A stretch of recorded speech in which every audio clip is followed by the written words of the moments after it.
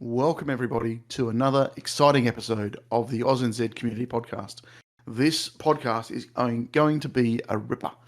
We have a guest that has been on before, but not in this capacity. So he's someone that we have wanted to have back on for a long time. And both JR and Pete have always said they would love to have this guy back on. So Pete, why don't you introduce this guy? Welcome to Under the Bus.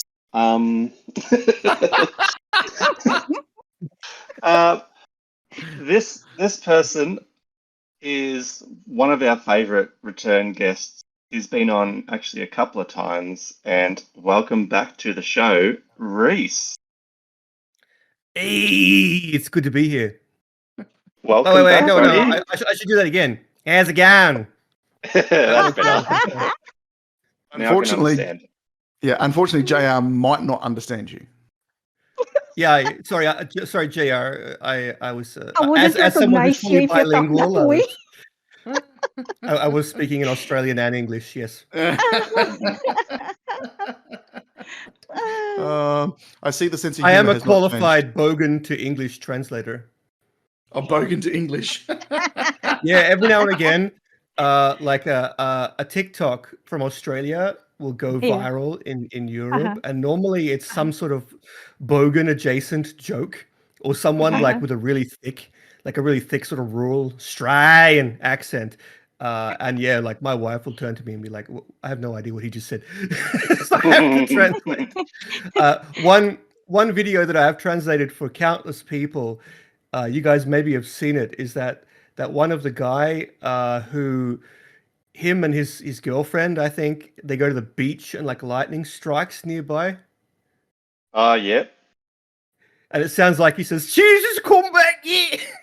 Yeah. How good are the subtitles on that video? They're so good. Oh gosh.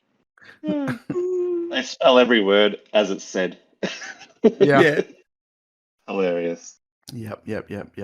So, JR, quickly, welcome as well, because I never got a chance to say hello to JR. So Thank you. I'm so excited to have Rhys back on the podcast. We missed you, Rhys. We missed you a lot. I missed you guys too. When I Ooh. was approached to be back on the podcast, I was like, but why?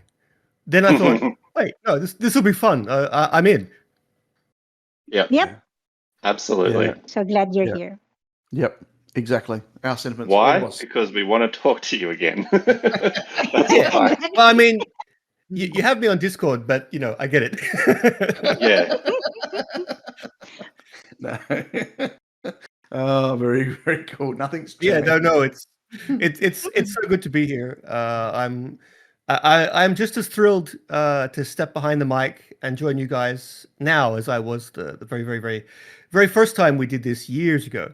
Yeah, and I said this a few times in past episodes, but I can remember back to finishing our first episode, and we all stood back and went, "That was fantastic, that was great."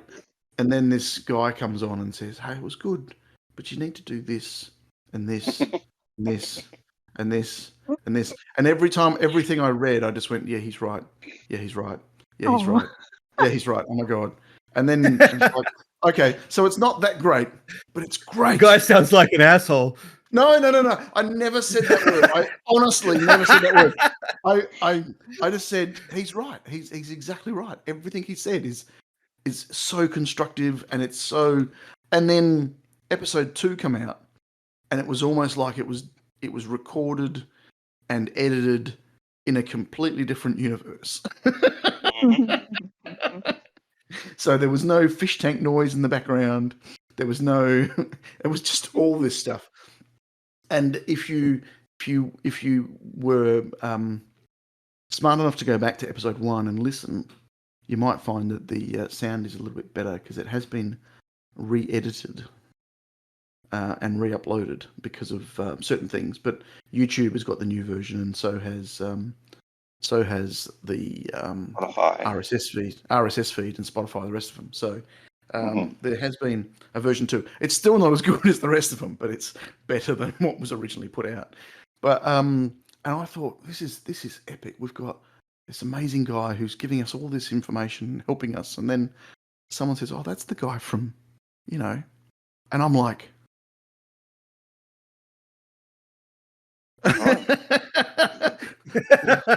why did he listen to it?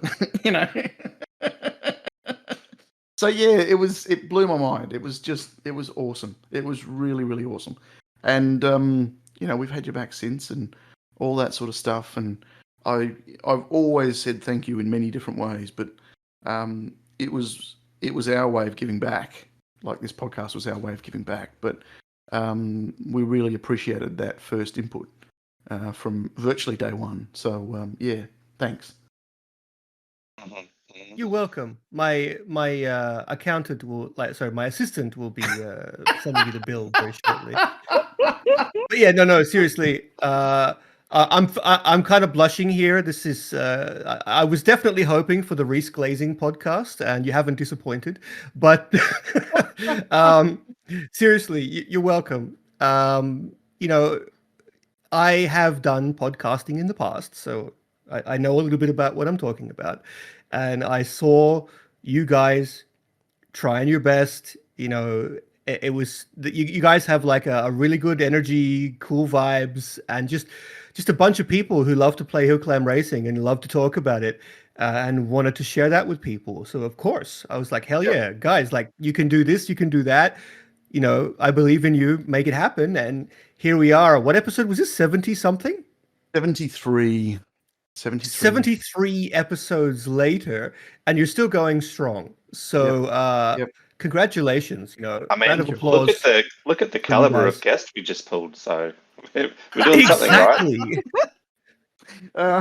If you'd contacted me a couple months ago, you would have been able to be like, yeah, like caliber of guests, unemployed guy number 10.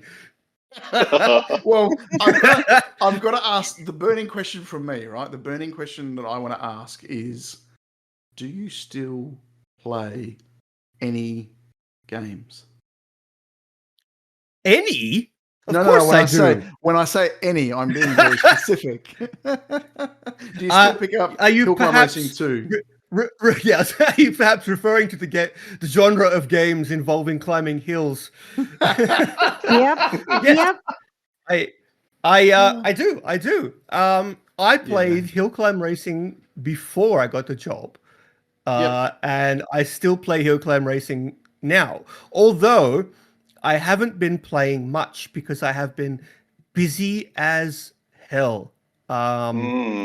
And we want to talk about that. We do. Yeah, because I have a lot of obligations now, and a lot of like catching up to do. Yep. So it's not just that I've like I'm like thinking about Hill Climb Racing. No. Like Hill Climb Racing is on the shelf, and I still play it sometimes, but like everything is on the shelf. I've got like 20 different games on my Xbox and my computer or whatever lined up that I want to play. Like it's like you open up Steam or whatever and you look at all these games that you've got to play and haven't got time to play, and like and then you just close Steam and don't play anything. And I'm like backed up on movies and on anime, and it's just been a busy few months. After I parted ways with Fingersoft, I have not been idle. Yep. Now, Pete sent me a link this morning. Pete sent me a link this morning to something, and I've downloaded that as a voice thing. You shouldn't download links from strange people on the internet, especially people with beards. Yeah, especially people with beards, long beards. Who hide in the shadows, and strange accents. Strange accents, yeah. So I want to talk a little bit about that, but I don't know how to broach that. I mean, it's just something that is so left of field. I'll ask. You'll ask because I remember just briefly. I was like, hey, how's things going? Hey, and then you said, I'm doing this, and I went, huh? So, Pete, go right ahead. So, Rhys, what you been doing? Oh, a little bit of this, a little bit of that. So I assume the one thing that you're referring to is that I wrote a book. You wrote a Yeah. book. You wrote a book, Yeah. and not just the life of Rhys, not my life at whatever. It's a book about what? Go on, tell us. Well, yeah. I mean, the life. If I wrote the book about Rhys's life, I'm trying to sell books here. I've got to write something people actually want to read. So instead, I wrote something completely made up. Yeah, it's a novel, and it's called Privatized Freedom. And it is a sort of satirical neo-noir cyberpunk book. So it's basically satire of the cyberpunk genre and of like sort of corporatism and sort of like cyberpunk. Typically, when you think about it, your mind generally goes like to the 80s and maybe the early 90s. And of course, I wanted to capture that because I am obsessed with cyberpunk, but always have been.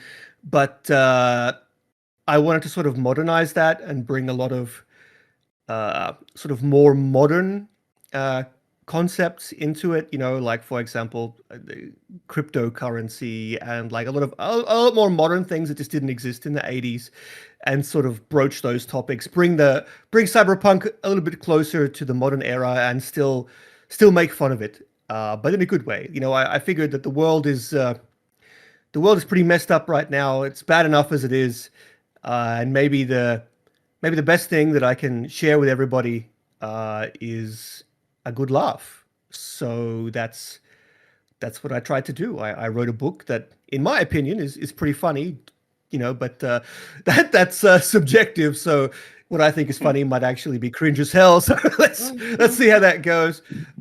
But I did get an email from somebody who read the book, and I have never felt happier and also like more inadequate than what to read what they said. They said that my book reads like angry Douglas Adams, and I was like, wow. To be compared to Adams is insane. He's the guy who wrote Hitchhiker's Guide to the Galaxy. Wow. Nice. I was just Googling so him at the moment. yeah. So like, to be compared to him, I was like, first of all, thank you. Second of all, what the hell? It's in no way, not even close to that good. But I bring it up not only to sort of like tell you how amazing I am, but also to sort of give you a bit of context if you're wondering like what style of book it is. If you've seen the Hitchhiker's Guide to the Galaxy movies, or maybe Red Dwarf, that old series from the UK. Yeah, my brother-in-law loves Red Dwarf. Yeah. Goes on and on about the the chopsticks. Yeah, Chopsticks. well, chopsticks. I was always a big fan of the talkie toaster, so that's one of the main sort of like influences that I had. That Red Dwarf and Monty Python, and I'm a huge fan of Neil Stephenson. Snow Crash is one of my favorite novels of all time, and that is also cyberpunk satire. And I can only ever hope to sort of stand in his shadow. But yeah, I had a good time writing it. I banged it out in like a month and a half. Really? Wow. Yeah. Actually, hold on, because I have a notepad here. You can't see it, but maybe you can hear it. Yes, I thought it was bad. chips. I thought it was chips. Hold on. Can you still hear me? Yeah. Yeah, sorry. My screen just turned off because I haven't been moving the mouse. It's a certified Hill Climb Racing 2 notepad as well, so it's a collector's item. But yeah, so I have this notepad where I like write down things if I had like a sudden, intrusive thought that could sort of go well into the book. normally happened after I was having a shower. I'd be like in the shower, like, man, that's great. And then I have to like leave the shower afterwards to come in to write a note. But so I wrote when I started and when I finished. So I started writing on the 1st of February, 2025, and I finished on March 18th. That is not what I expected. Fast. No. That's Yeah. really fast. I've said when to you a lot say of people. Did you use a typewriter to write? Did you use a Typewriter. I use my keyboard. keyboard? Yeah, no, not yeah. a typewriter as such, but a keyboard. So it was on a computer. You were typing on a computer. Okay. Well, Yeah. he went with the whole 80s the typewriter would be pretty amazing. Yeah. But yeah, no, When it was just sorry, my I said just a Logitech keyboard. I was meaning computer, but I meant it's typewriter. so worn down that I actually can't see the keys for like R and C and V, because like Control C, Control V all the time. Cotton paste. Yeah. Good. For those people who are born after 2000, Control V and Control C is copy and paste. Control X is cut. Yeah, just going out there. And Control Z is, oh shit, I stuffed up. Let me go back. Yeah. And Control Shift V is to paste without formatting. So if you're stealing from Wikipedia and you don't want to like have all the weird like different sized fonts and text and links and whatever, just Control Shift V, and hey, your plagiarism is a lot easier. Oh, there you go. There's my pro tip. You don't need me for that anymore. You got ChatGPT to plagiarize things. I'll pass. Yeah. The problem with ChatGPT is that anybody can be a writer. Anything can be but nobody on the can internet. be a good one. You know. Yes. When I was interviewing people for the roles at Supercell at Fingersoft, that I filled eventually with David and Salah. If you guys are listening, hi guys, you're the best. So obviously a lot of other people applied for the same jobs that Salah and David eventually got. And man, so many people thought that they could send me a ChatGPT cover letter. And like, this is a creative writing job. Like, a community manager is first and foremost a professional copywriter. Yep. So like I've been doing this for 10 years, and you really think you can sneak a ChatGPT written in response past me? I was like, bruh. And then some of them didn't even bother to disguise it. Like they were like, hello, insert company name here. Like, like it was really bad. But yeah, sometimes. I've told a lot of people in the past when they sort of asked about my skill set, like if I'm like good at what I do, and I've always said I'm the okayest writer in the world, but what I am is fast. I type quickly, I think quickly, and I can iterate quickly. So yeah, me writing this novel really quick doesn't guarantee quality. It's probably the okayest novel you've ever read, but I can produce it quickly. Well, now, I'm halfway through, and I can tell you there's a lot of words. Yes, that's generally what novels are composed of, Pete. Yes. Yeah. But to do all of those words in such a short amount of time, I was expecting a year or two. I can tell you how many words it has. 12 hours when someone reads it. It's 12 hours. 97,100 and something, I think. Wow. Hold on, I'll open my software in the background. Let's fact check me. Let's see how good my memory is. I have only listened to the foreword at the moment, the prologue. I was wrong. I've edited it down. Like a good author, there's a funny joke among authors, which is like write drunk and edit sober. So like you write a book that's about twice as long as it should be, and then you read it again and you're like, why have I written this nonsense? And you start chopping it all down. So the total is excuse me. For anyone listening who thinks I sound a bit weird, I'm recovering from the tail end of a flu, so I apologize if I sound a bit nasal. But yeah, so it's 94,839 words. Not characters, words. Words. Nice. Nice.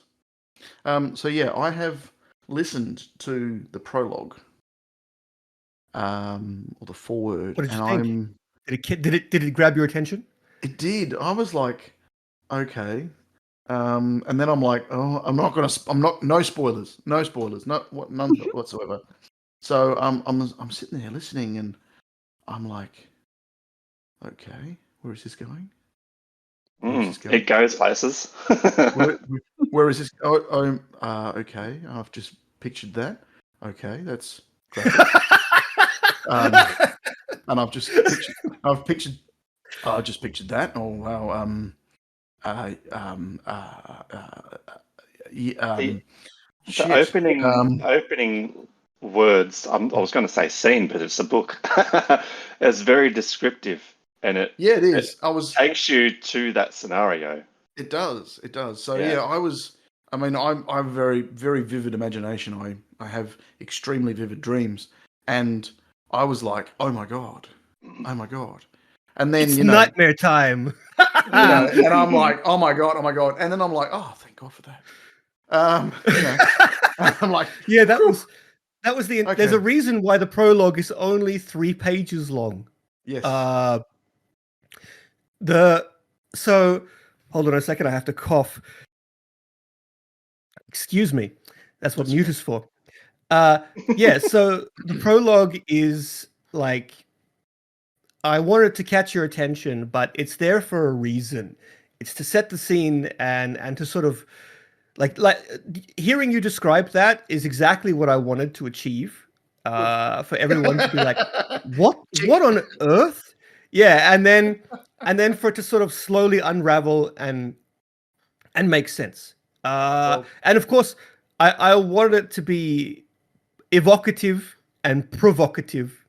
And so I tried my best there to sort of catch people. It's kind of like TikTok, you have to get someone's attention in the first 3 seconds. So I tried that with the book as well. So hopefully, if you're put off by the first 3 pages, please keep reading. It will take you somewhere else, hopefully somewhere better. But yeah, the book is it is not for the squeamish. Like most cyberpunk, it is violent, and full of sweary words, and it's not one for the kiddies. Although I read Dune at 13, and I think that sort of like broke something in my brain. But so yeah, a lot of people have both praised and then cursed me for my ability to describe awful things in creative new ways. So yeah. I was very impressed. I must say, I was very impressed, and I thought, I can't wait for the rest of the book. But I kind of ran out of time this morning. I was the fix-it guy. I fixed Steph's car with this and that, and did something else, and yeah. Anyway, almost ran out of time, Yeah. and not realised that you it's guys like were waiting for the. Sorry, Did go you on. have the audiobook playing on loudspeaker while you were fixing the car? No, I had the audiobook playing on loudspeaker with Steph beside me in bed Excellent. this morning, and she was looking at me going, "What the hell? What the?" And I'm just like, I'm just go with it. Just go with it. I'm going to give this I need to get through this. I need to get through this. And I'm researching. No, because I didn't want to come into this and go, I don't know anything about the book, and I don't know anything about this. And I know you talked about it in our chats in terms of text backwards and forwards, but I wanted to hear at least the prologue, and my aim today was to at least get through a couple of chapters, but I didn't get a chance to. So, but I'm glad I did read the prologue because, yeah, awesome, very awesome, and I'm looking forward to the rest of the book. Wow, thank you. I know that you guys were waiting for the audiobook. Yep. And unfortunately, there was some production delays. It was meant to actually come out at the same time as the book. The book released in March 12th, I think. Yep. And at the time of recording, it is March 31st. So yeah, there's been a bit of a delay, but it's out now. Yep. We It's actually will, not completely out yet. Yep. By the We time will this post podcast goes out, it links. probably will be. Yeah, we'll post links to whatever we Yes, can. So, give me your money. No, but seriously, you can actually listen for free. When I was young, I spent a lot of time in libraries. That is an absolutely disgustingly nerdy thing to say, but I used to like reading.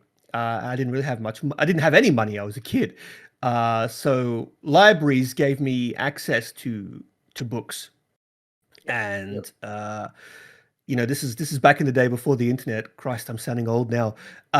So yeah, that was sort of like how I got exposed to all these classical and famous authors, and they're sort of what inspired me to write and to become a community manager in the first place. Discover my love of writing. If you hate writing, don't become a community manager, kids. So I wanted to really pay that forward, so I went out of my way to make sure that my book in digital and audio and physical will be available in as many different libraries around the world as will take me. I went out of my way to even include in the Finnish library system, although they wanted 6 physical copies for the library, and I was like, "Oh, that's expensive." So they're still waiting on the physical copies. Yeah. so I've got to Yeah, ask. even authors have to pay for their own books, guys. When my ex-wife was selling crystals, she had a little crystal shop, right? This is part of why she's an ex-wife. She used to sell crystals, and she used to have this. The shop was linked to her MacBook, her Mac, desktop machine. And as people went through the website, she could watch them go from, looking at stuff to putting them into the basket to whatever. And then as soon as they paid her, there would be a little ka-ching. Right? Like literally, you would hear this ka-ching. So we'd be sitting having dinner, and her computer was on, and you'd hear ka-ching, ka-ching. Hell yeah! And it was like. It was like, oh, you're going to be busy packing later on, aren't you? And she goes, oh, yeah. I wonder what sold. You should run over and have a look, And so she had all these, a whole mass of just. But the weirdest thing we ever sold, and I've got a photo of this. We joked about it. We had a little kitten that we bought from the RSPCA called Venti because we paid $20, and Venti is 20 in Italian. And Nice. so I love it. I had this little glass ball that looked like the fortune teller's glass ball, right? And she was sitting under this blanket with her head popping out the blanket. And I grabbed the ball, I put it in front of her, and I took a photo with some crystals in front of it. And then Mel's like, my ex-wife is just like, let me get some cards. So she got some tarot cards and threw some tarot cards in front of her. And she was still sitting there. So we've got a photo of tarot cards, crystals, and the cat with this crystal ball in front of her. So we jokingly put this photo up and said, hey, anybody want a cat card reading? $30. And then we hear ka-ching. Ka-ching. And I'm like, I'd say. Are you kidding? And she's like, yeah, we just sold some cat card readings. So it was just, I was like, people, Wow. they're your customers. They're your customers. So yeah, it was a lot of fun. A lot of fun. Anyway. I could probably set that up as well, but that would just be incredibly depressing because of the lack of ka-chings, I think. So I think I'll refrain. No, there were certain times of the day and night and week that the ka-chings were more prevalent, and it was Friday night about 1 o'clock on a Friday night. So, middle-aged woman just finished the dishes, grabbed her glass of wine, sat down on the couch, ka-ching, ka-ching, ka-ching. That's when it happened. It was. You could set your clock by it. 8:15, 8 o'clock, 8:15, ka-ching, ka-ching, ka-ching. It was always the way. So, and she had a word for it. She called it the witching hour. I'm like, they're your customers. Amazing. Anyway. So that has the sales started? Yeah. It's been on sale for like a month, but like Yeah, it's not exactly shifting huge numbers, guys. But at the same time, I knew that. Becoming if you spoke to a career coach about like becoming an author, I think any responsible career coach would tell you don't. So it's not exactly a profitable industry. But I wrote this book for myself, not like not with the sort of hopes of chasing like riches and glory. Those would be nice though. Please buy the book and send me all your money. But typically, like in general, I wrote it for myself. Like I had this story. I wanted to make some people laugh. I wanted to share this with the world, and also, it's something that I've done. Like you can't take it away. Well, actually, you probably can take it away. You can unpublish a book, but like I've published a book. It's a thing that I've done.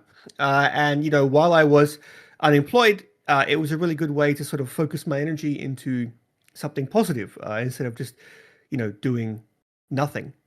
So. So that's why. Are you planning on making another book? Or I do not have just some yet? ideas for a sequel, but it'll. Well, I could probably write another sequel in a couple of months if I really wanted to, but it needs some time. Like this book hasn't even been out for a month yet. I've got to let it cook. Yeah. And Do the audiobook you did just come out. Sorry? yeah. Do you have a schedule of a book launch or book signing? No. Why not? I do live in Finland, and excuse me, and I have sold precisely 0 copies in Finland, except Oh to my God. myself. So I mean, it makes sense, right? The book isn't written in Finnish, although it is It set is. in Finland. One of the things that I sort of tried to be different is because cyberpunk is almost always set in like Los Angeles. Yep. I don't know why. I guess that the whole genre was sort of built on the fear of Americana and American style capitalism back in the 80s. But yeah, I tried to set cyberpunk outside the US. I set it here in the Nordics. It takes place mostly in Norway and Finland, or actually entirely in Norway and Finland. Mm-hmm. Nice. So yeah. And what I was going to say is that like just before that, the audiobook has just come out now, and it is. I'm so proud. Like I'm proud of myself for writing this book, but anyone can do that. But what I'm so proud of is this audiobook, because I managed to find like a man with possibly scientifically quantifiably the sexiest voice known to man, and I got him to read this book, and he did. His name is Hector, and he did such an amazing job. He like took my pretty mid book, and I feel like he elevated it to another level. He did such an amazing job. He not only like read the book. Of course, I'm paying him to read the book, but he did voices and characters for every single character in the book. And I have like it's comedy, so most comedy comes through dialogue, and a lot of the conversation, there's so many just random conversations in the book with one-off characters, and he did voices for all of them. Yeah, I mean, you guys have listened to his opening chapter. Did his voice not like pull you in? Well, I can't say this too loudly because Steffi's in the other room, but I was in bed and he introduced himself, and I just went, Did you pitch a tent? Hello. Did you pitch a tent, Eva? Excuse me a minute. I'll just be back. I'll just be back. No, he but when he said his name, he even pronounced his name. Yeah. I just went, damn, that's a fine name. And damn, he's done that so well. He's so good. He's been an absolute champion to work with. Highly recommend everybody check out his other works. He does read a lot of books for the ladies, so that might interest some of you viewers. But the main reason I picked him. Send me the title of the book. Send you his name right now. But it's actually he's actually pretty excited to read this book, because the types of books that if you've heard his voice, you can probably understand the types of books that he normally reads. So for me to Let's just approach him say with this it's kind of not a- book, he was like, sorry, go. No, let's just say it's not a dictionary. Yeah. He's not So- reading dictionaries. He's not reading cookbooks. Exactly. And so when I approached him, he was really excited to be able to actually do something a bit different. He's like, this is actually a book that I'd normally read on my own. So I was like, hell yeah. And so that's probably where some of his enthusiasm came from for voicing all the different characters. He did such a good job. But yeah, I approached him because the book, as I mentioned, is a bit neo-noir satire. The main character is this sort of stereotypical neo-noir detective. Think Blade Runner. Broody, mooding, but I'm making fun of that stereotype. But at the same time, good satire, not like that. There's a difference between insulting something and satirizing something. And, satire should have a point, and good satire sort of also almost has an appreciation of the medium, or it has to have an appreciation of the medium that it's satirizing. It needs to understand it completely. And I love neo-noir cyberpunk. So you can't satirize neo-noir cyberpunk without being neo-noir cyberpunk. And I needed someone with that tone of voice, that deep, slow voice that can narrate, black and white footage of like a dude in a trench coat in the rain. You know the kind of voice I'm talking about. Yes. And Yes. Yep. as soon as I heard Hector's demo reel, I was like, this is the guy. This is the guy. Like I knew right away. He did such a good job. I've been loving the little back and forth arguments with House and Ashton. They're really fun. Everyone loves House. I think that House starts as everyone's favorite character, but there's two more characters that you probably haven't met yet that are. Well, I'm about halfway through. Generally end up. Okay, well, in that case, you at least know one of them. Mm-hmm. But so far, House is my favorite so far. Yeah. Yeah. So for context, without giving too much away, that's not on the back.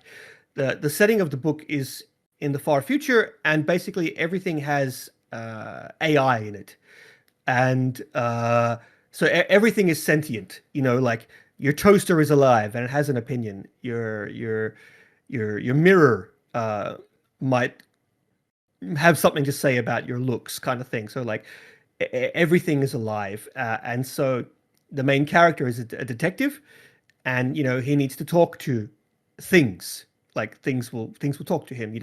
If this doesn't happen in the book, but if you turned up to a murder scene, you might start questioning the fridge. Did you see anything? Kind of thing.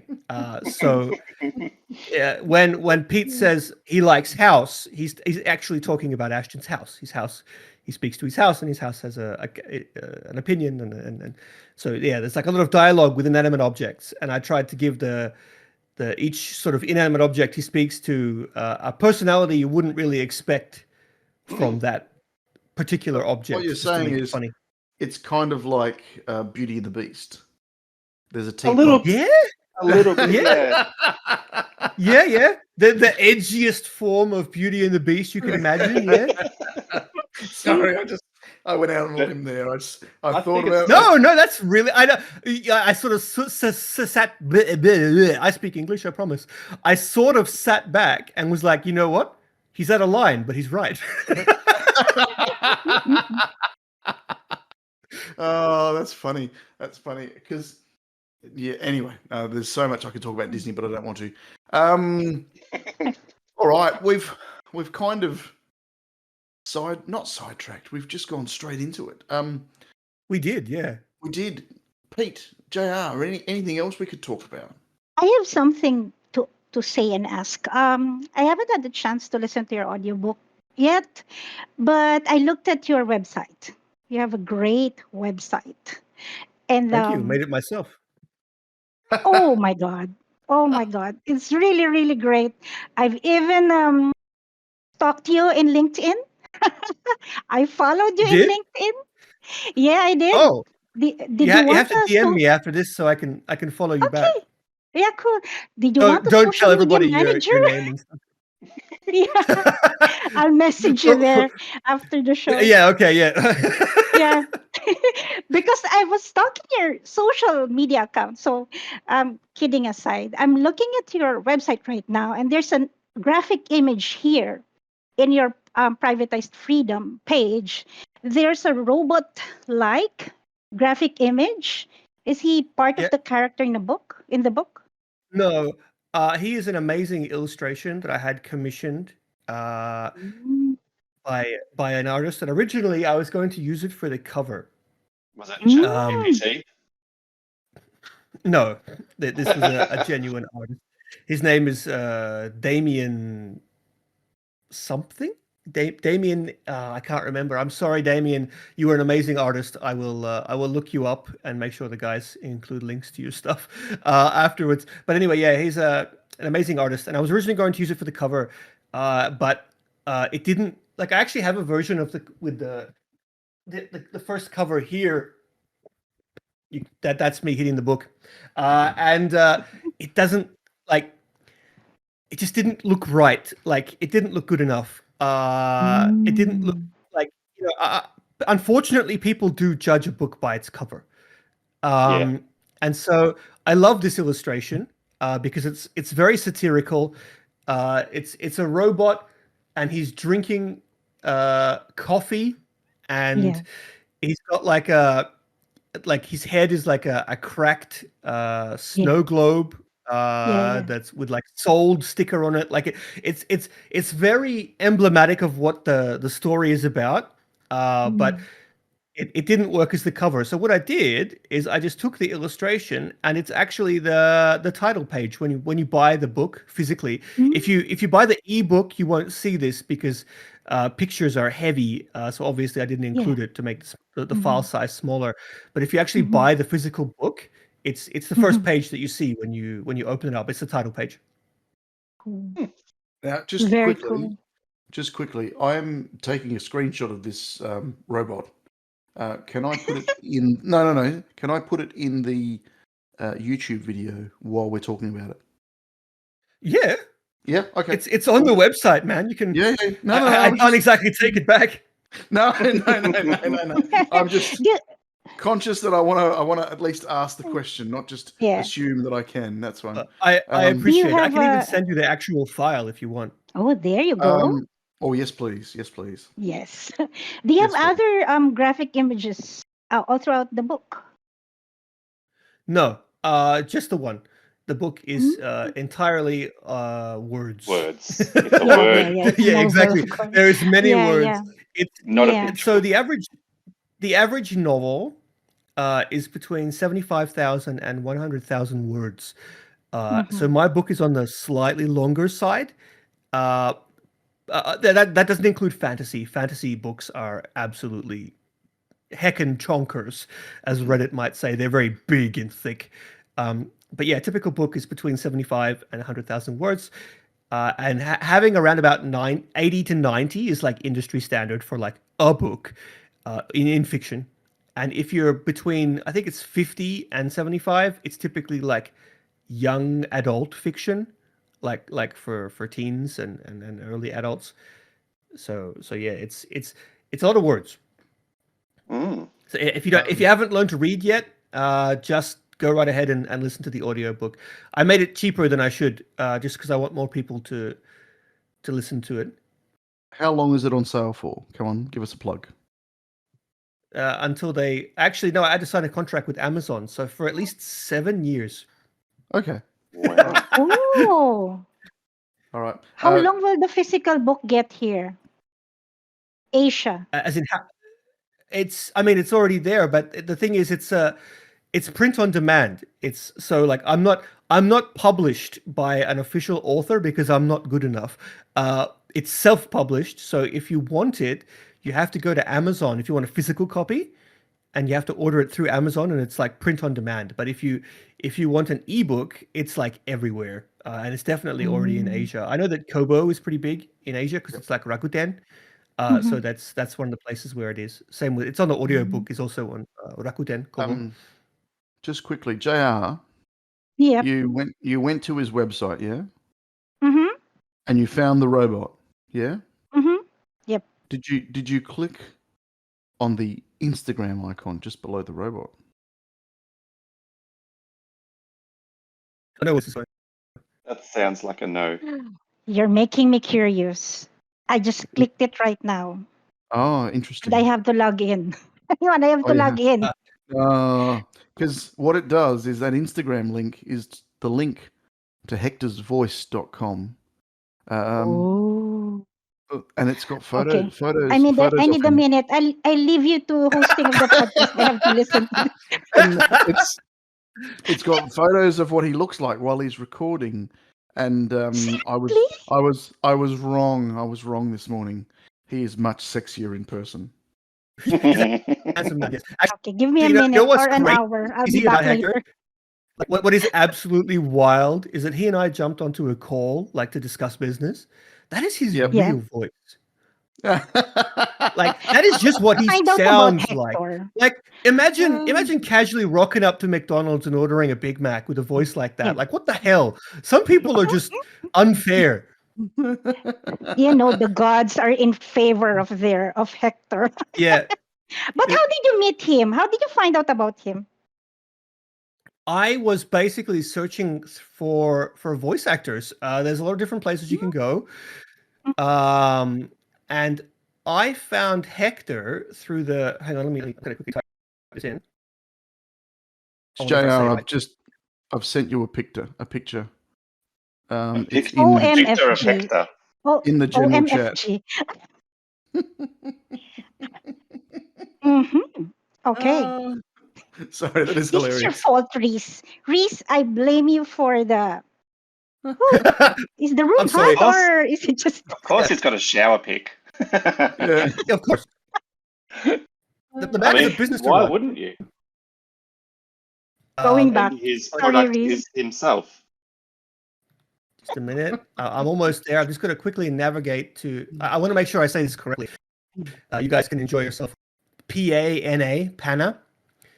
And yeah, I found him through them. So Very Excellent. cool. it's. I would definitely prefer to work with people work with people who are being paid fairly and who are actually have some agency. So I was quite thrilled to find someone that I liked through the union, but that didn't necessarily influence my decision, because as soon as I heard his voice, I was like, no, this is the guy. So I would have done what it takes. But yeah, he wasn't cheap, by the way. Buy the book. I will. Goodness. My goodness. Well, Pete and I have bought the book individually, so Thank you. You're welcome. You're welcome. no, that's all right. That's all right. I can't wait to listen to the rest of the book, so I'm going to do that this week. I've got a lot of driving over the next couple of days, so I'll be avoiding calls in the car. Yes. You can go to voicemail. You can go to voicemail. You Yeah. can go to voicemail. Please let me know what you think. I really want to know. Trust me, we will. I hope, more than anything, I hope it gets a couple of laughs out of you. Pete, has it made you laugh or at least smile? Yeah. I've been listening while I'm working. So I've got a whole 8 hours of the day that I can listen. But then again, he is a cabinet maker and he works with his hands. So if Yeah. we find out that he's missing a thumb or something, it's your fault because he was laughing too hard. Yeah, no refunds. Oh,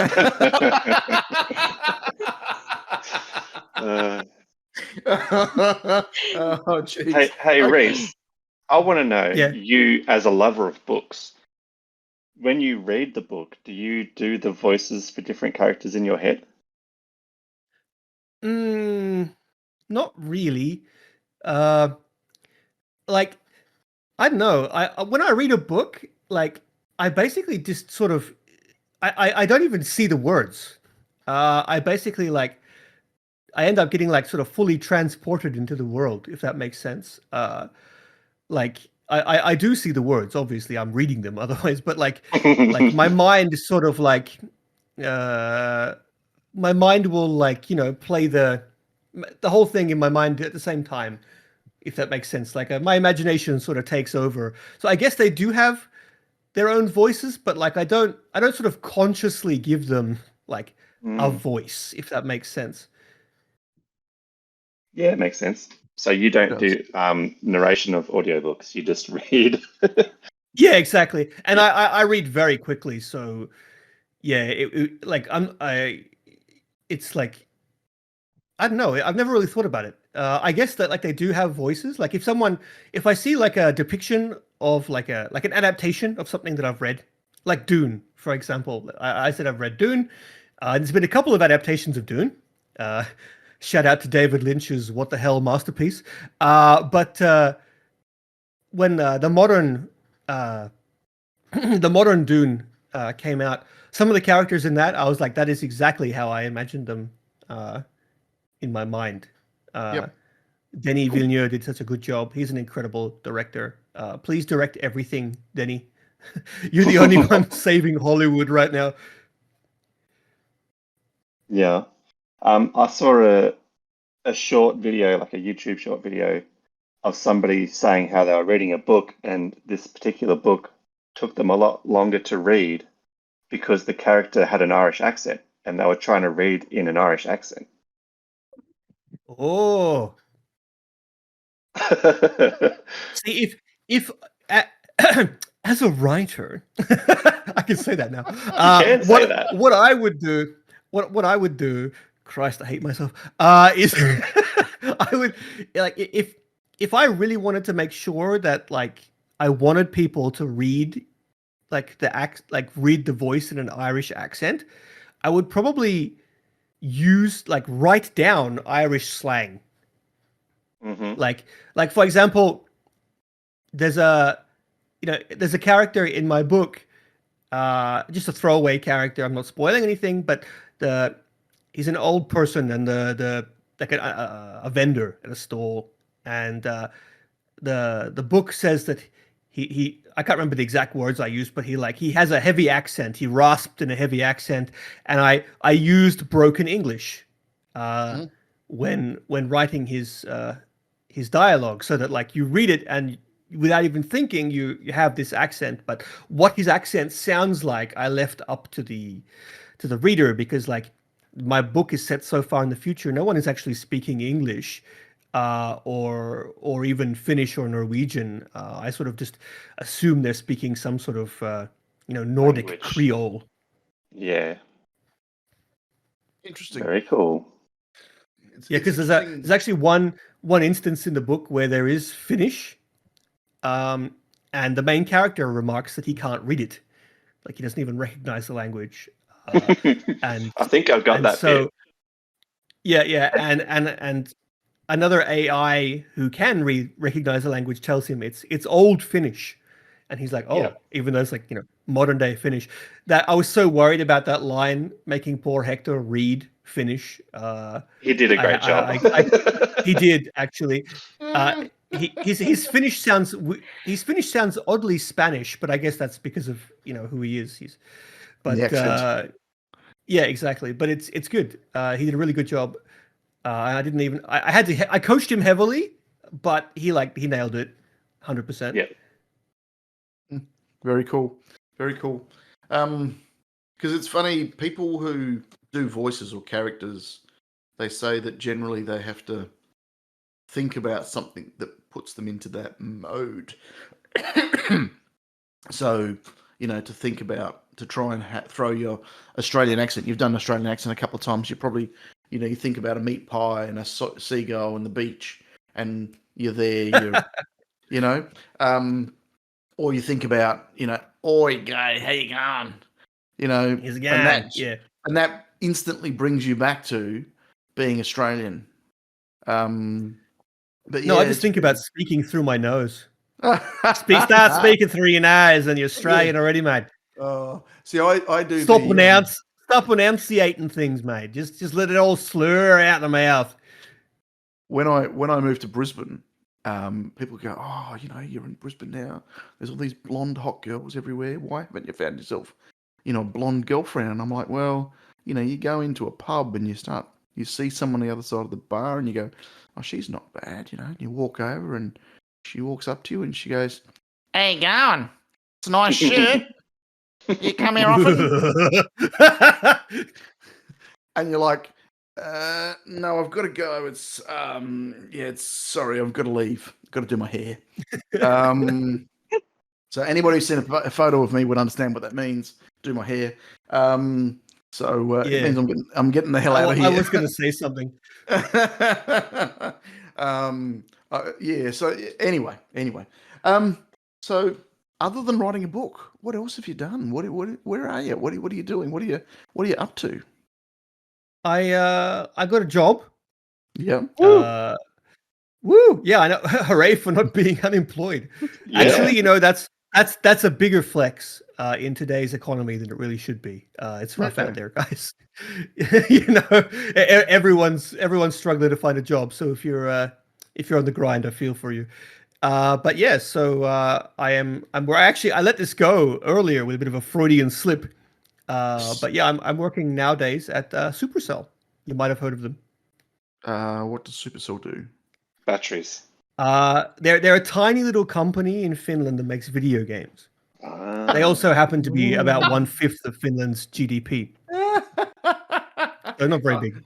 Okay, let me Google that and ask that again. Yeah. I'm at Supercell now. Okay, it's great. Awesome. In a very similar role, I'm assuming. Yeah. Right now, I'm working on the Brawl Stars team. Absolutely incredible chaps. The Brawl Bros on the community team. If you've watched Brawl Talk, and let's be honest, who hasn't? The guys are basically exactly the same in real life. Very funny, very high energy, great guys, loving it there. The whole Brawl Stars team is incredible. Very, very talented, very focused, very passionate people. They play the game an absolutely obscene amount. They love it just as much as their biggest fans, which is always a good thing. And yes, I'm really enjoying it there. But I'm only on the Brawl team for a little while. You won't see me on Brawl Talk just yet. You will hear me in an upcoming video. Actually, it'll be out by the time this comes out, but you won't know it was me. It was just. But anyway, I'll be there. I'm working on the Brawl team for a few months, and then I'll be transferring to another project, which I can't talk about because it's secret. Well, we've signed an NDA.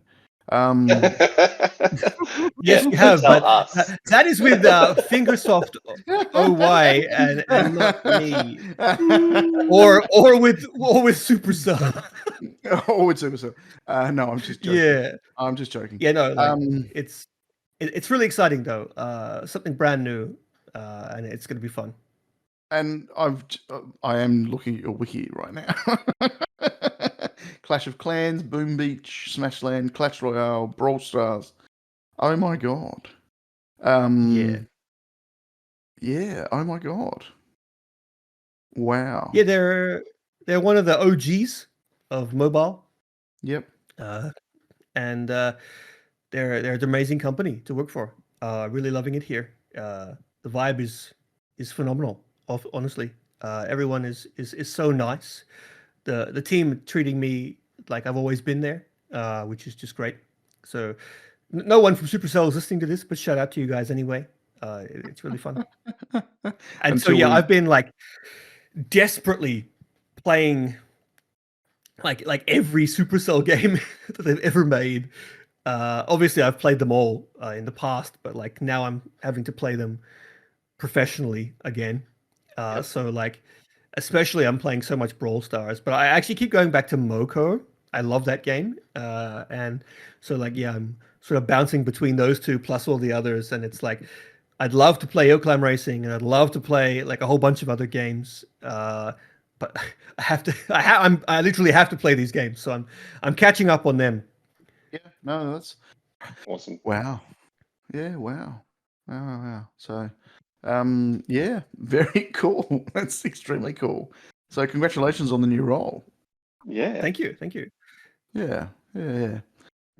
Excited to do some cool things. Yeah. Wow. All right. Sorry, I I'm just had a picture of Owen Wilson. Wow. wow. No, sorry. I'm really that's really cool. That is really cool. Congratulations on finding your feet again and all that sort of stuff. It was one of the things that went through my mind because I've been in the same situation you have, where you turn up to work one day and you get told sorry, but that's it. Yeah. And I remember sitting. I was quite lucky. I was sitting in a cafe 2 hours after I got sacked, and wondering how I'm going to pay the rent. No, pay the mortgage. And I'm like, oh my god. And the phone rings, and it's the opposition company. And the general manager of the opposition company rings me. And he goes, "I hear you're available, Michael." And I went, yeah, I'm not doing anything at the moment. And it was this, we want to talk to you. We're going to fly you up to Brisbane and just have a chat and, see what happens. And I'm just like, okay. So, 5 days later, I'm on a plane and I'm sitting in front of him and we're having this, 5-hour conversation about me and the history and work and everything else. And I'm like, wow, this is cool. So I was quite lucky that scenario for me wasn't as long as it was for you, but I understood exactly how you felt the moment it happened. And I thought, oh my God, yeah. this poor guy, and I remember reaching out to you and asking, are you okay? And all that sort of stuff. And, I appreciate all that, of that, by the way. you know, Everybody who reached out, I really appreciate all of you. Thank you, by the way, for your kind thoughts. Yeah, because we were all in the same boat. It was like, oh my God, okay.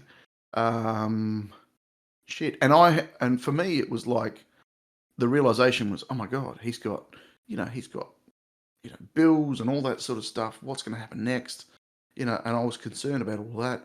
Not that I could do anything from the other side of the world, Yeah. but I was like, I appreciate your concern. It's very human. So I'm at least hoping you're an AI. Yeah. I've just got one question. At your new workplace, do you have a popcorn machine? You know what? No. Oh, come absolute managerial oversight. They have literally everything else. There is a private barista inside who will make any kind of coffee you want. God. But Oh my God. but they don't have a popcorn machine. I'll take this up with my boss like right away. Actually, Yeah, you should. if any of you guys know anyone listening who's like an old fan of Brawl Stars will know Ryan. He is the head of community at Supercell, and he and I actually go way back. I've known Ryan longer than he's worked at Supercell, and so he's a good friend, and he's also my boss now. So he's no longer my friend. He's actually the greatest man ever, who I've never disagreed with, or he's also very handsome. Just in case he's listening. Hang on. But yeah, I'll definitely bring this up with him because this is clearly an oversight. There's no popcorn machine. Is he as handsome as Hector? As our friend Hector? Seeing as Hector works for me, and I work for Ryan, Ryan is definitely more handsome. I think that's just logical. Yeah, Hey, but Rhys, so do you think Hector does podcast also? He might. I can talk. Oh, I can talk to him. JR. I have a call with him next week. I'll throw him a call. Yeah. So, Ava, just to sort of circle back to what you were saying, like, I won't say that my situation went down the same way as yours, but it wasn't too far off. Okay. It just took a long while to sort of figure out where in Supercell I was going to end up and what I'd do, but we like it. I went back to that. I had 10 different interviews there with different people. Supercell is a very big company, and it operates in a kind of unique way. It's in the name, Supercell. They separate themselves into small independent cells, which basically operate like independent companies. And they, so like, you know, if you want to work in Clash Royale, you need to go to the Clash Royale team and talk to them. And if you want to work in Clash of Clans, even though they both have Clash of XYZ in their name, the Clash Royale people have nothing to do with that. So you have to go talk to the Clash of Clans people. So yeah, getting a job at Supercell is a lot slower than a lot of companies. And when a new game from Supercell emerges, it's basically like you're in a little startup company inside a bigger company. There's a lot of those kinds of discussions that go on. But I'm very happy where I am. And the Brawl team is amazing. I will miss them when I leave. They're so cool. Yeah, very cool. Sounds like a dream job. Yeah. Definitely, definitely. Yeah. I'm a little bit sad about why I work there, but you know, I'm glad I work here all the same. And you know, it wasn't just me who was let go from Fingersoft. It was quite many other incredibly talented people, and many of them have already found new jobs. So congrats to them. And I can't hog all the pity. It wasn't just No. me. No. And I don't deserve the pity anyway. I'm fine. I'm doing all right. Buy my book, Buy my book, please. Well, oh, very cool, very cool. I was Pete beat me to it, right? But I was going to say, because I've promised David and Sulla a popcorn machine, you see, and Yeah, I heard. I tried to go on Amazon and buy a popcorn machine and get it delivered, and then I realised that Amazon doesn't have a store in Finland, and this popcorn machine was coming from the US, and the freight alone was like 500 USD. And I went, yeah, that's a lot of money for a popcorn machine. That's a lot of money for a joke. Yeah, I mean, for a joke. I'll give you a pro tip. If you want to ship from Amazon to Finland, Yep. And this is the Amazon that everybody in Finland uses. Yep. It's Germany. Oh. Amazon.de. Amazon.de. Okay. Because Germany and Finland are both in the European Union, so you can ship from Germany to Finland without duty fees, without any kind of tax or anything like that. Because once you ship that popcorn machine from the US to Finland, it's going to arrive there, and I did it again. Fingersoft is going to get a bill for 25.5% of the value of that as an import fee. Yeah, import duties. Wow. See, I was going to go one step further and phone a friend and go, hey, Rhys, if I send you some cash, if I send you some cash, and it could be the cheapest popcorn machine ever, I don't give a shit, right? Could you just drop it on the doorstep as you drive past or something? I mean, right now, like I live in Helsinki, so way up in Oulu is a long way. I don't just drive casually past. No. But David also lives in Helsinki, so I could like just drop it on his doorstep. Look, we'll talk about that offline, but yeah. But yeah, if you ever want to ship anything from Amazon to Finland, it's Amazon.de. And it's funny because Sweden have their own Amazon, but they will not ship to Finland. Typical Swedes. There you go. Interesting. Because the other thing was trying to get the address. Like they were spelling it to me, like Sulla was spelling it to me, and I'm sitting there going, Aleksanterin katu. Yeah, thanks. 5-9. Yeah, for sure. Yeah. Let me just. I know some of those words. Yeah, let me just transpose that. How many A's? It means Alexander Street. Alexander Street, of course. Oh, that's better. Because katu is Finnish for street, and Alexander is Alexander, and the Finnish possessive is N. Like in English, it's S. Yep. So we would say Alexander's street, and in Finnish you say Alexanderin. There you go. That makes a whole lot of sense. It wasn't the street that It wasn't the street I was having trouble with. It was the suburb. It doesn't have a suburb. Well, you mean like the region? Pohjois-Pohjanmaa. That's the one. North Ostrobotnia. It's not even. It's even harder in English. In English, it's North Ostrobotnia.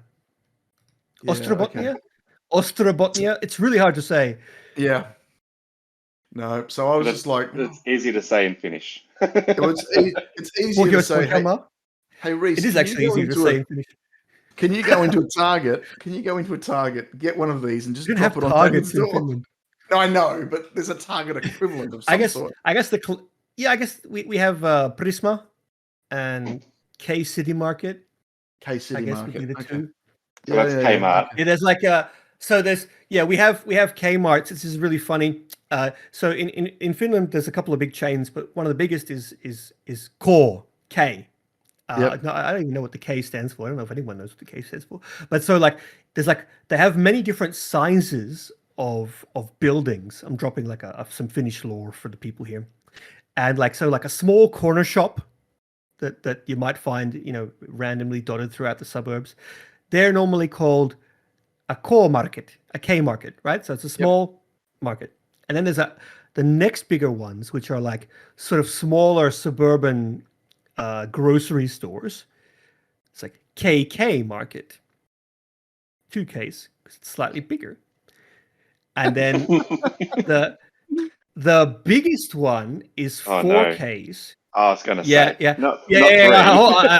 Hold on. I'm getting there. The biggest one is 4 Ks. And when it gets to 4 Ks, it's called a city market because it's like a huge, basically a Target selling groceries and everything from Blu-rays to curtains. Like a bit of everything. Yeah, and like then back in the day. they rebranded because when I first landed here, I have a really funny picture of my first day in Finland of me standing underneath the KKK mark with a big shit-eating grin on my face, looking up at the sign, and they decided to rebrand to remove the number of Ks. Probably a good move, I'd say. White coat's optional. Mm-hmm. Yes, exactly. They also have the Finnish word for bag is pussi. Yep. And they used to the cowards changed the name. But they used to have these mega bags of chips, that's what's the American word? Crisps. If you're British, yes. So they used to have these mega bags, and mega is still mega in Finnish. So you can imagine what you go down to the street to get yourself a mega pussi. Yep. Hell yeah. But yeah, cowards removed the name. Now I'm dropping deep Finnish lore, unapproved by any employer. No pun intended with the deep. Oh god. Oh jeez. Oh well. So all right. On the next question. So JR's asked a question. I've asked a question. Pete's asked a question, and we're like an hour and a half in. Has Rhys asked a question? Yeah. Do you have any questions? Come on. Why haven't all of your listeners bought my book yet? Because they haven't heard. They're just finding out. Yeah, they're finding out about it. Damn! You can click on this link right here. Yeah, exactly. Buy his book. Download the audio book because Hector is just dreamy. Yeah, and he's also a very good voice actor. But that may or may not be important to you. What could I ask? Have you got what did you guys think of the Hill Climb Racing 3 reveal? I got to actually play it. I was asleep. I didn't get to play it. Can you believe that? You guys played it before me. No, you used to post all the time that you could play it whenever you wanted. Yeah. The thing is, the versions that I played were very different. I was quite surprised. Yeah. I enjoyed it. It was the thing I'll say is the word that I'll use was different. It wasn't Yeah. what I was expecting. Because I'd played Lego Hill Climb Adventure, and I thought, yeah, that's pretty cool. And if it's like that but slightly different, I'd be interested. But it's come across as kind of less about talent, more about just playing the game and Yeah. I having a bit mean, of fun. I can't go into detail about like anything. My NDA at Fingersoft is still binding. Yep, But I will say that the version that came out with all the sort of Mario Kart style weapons is very that's. different I'm glad you said it from because that's what I the was last thinking. playable that I ever saw. But that's understandable. The company restructured pretty heavily.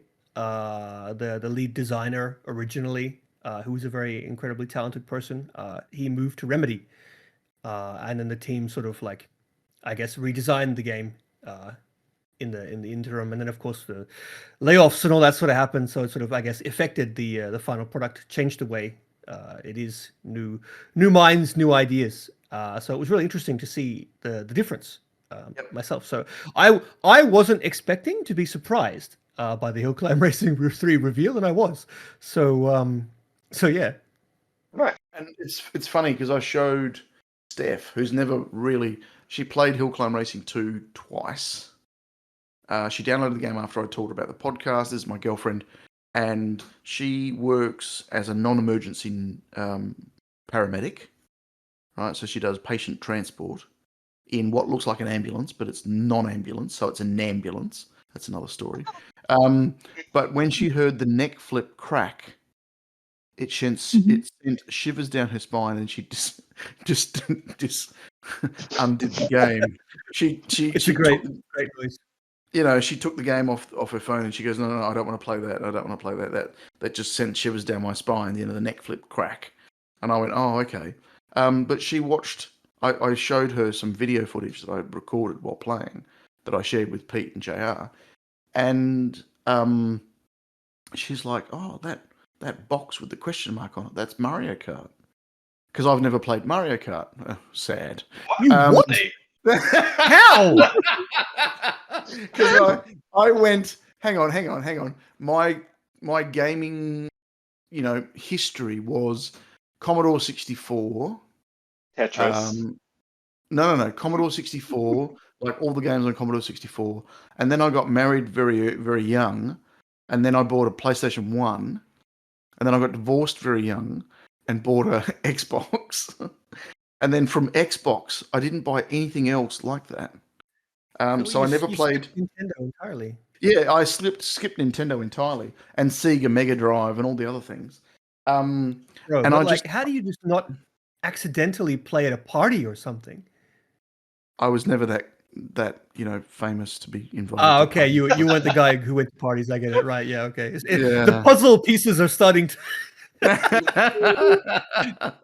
There's a reason why I'm on radio while I have a face for radio, you see. No, so I never played, and I saw Mario Kart being played by people, and I've seen it on TV, and I've seen but I've never physically played the game. So and I kind of, when I saw it, and I likened it to you've seen oh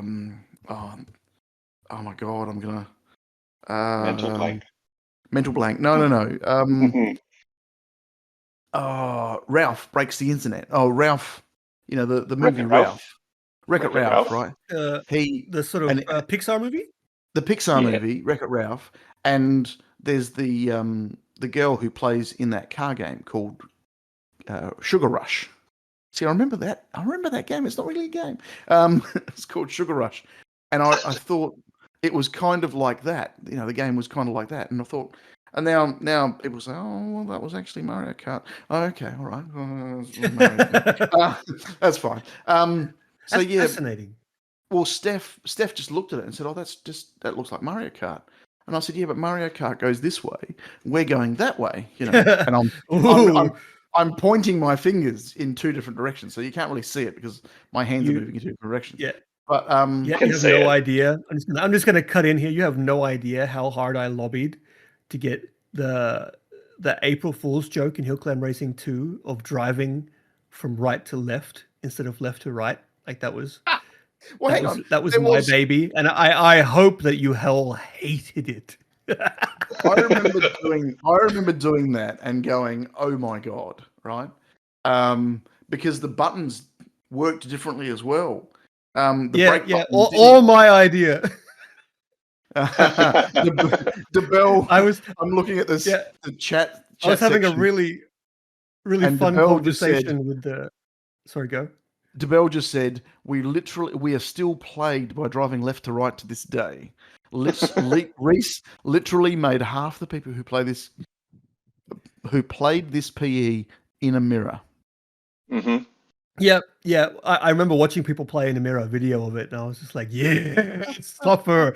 I had this really funny conversation with the designer of the events, Ante, and we were basically both of us together, like, how can we make people suffer the most? Because, like, it's April Fools, it's a joke. Yep, It's you're meant to suffer a little bit and be like, okay, haha, wink at the camera, we get it. Yeah. And yeah. So I lobbied so hard for that. And Hyped has just given it. And by the way, a big shout out to Go Santa, Hyped, and DeBell, who have been listening very quietly for the last hour or so. They're all muted. Hi, guys. That's why. They're all muted. Yeah, they're all muted. But They have no Hyped has choice. said, Hyped has said it reminded me of the Linus stream where he played backwards and upside down. Sickening. So Linus is just too good. There's nothing I could actually do that would make him not good at the game, except maybe delete it. Yep. And Hyped has just said he loves the lore drops. So thanks for that. Behind the scenes. Behind the scenes, yeah, that's part of the whole background and everything else. It's how we got to where we are. So But yeah, those Mario Kart boxes, that was my first time seeing them. Yeah, okay. Well, so yeah, between Steph playing Mario Kart, obviously, and me actually playing the game. So yeah, I was very impressed. The graphics were very good. I really liked the way the car reacted. It felt the same as Hill Climb Racing 1 and 2. That someone who'd played the game could pick it up and play it.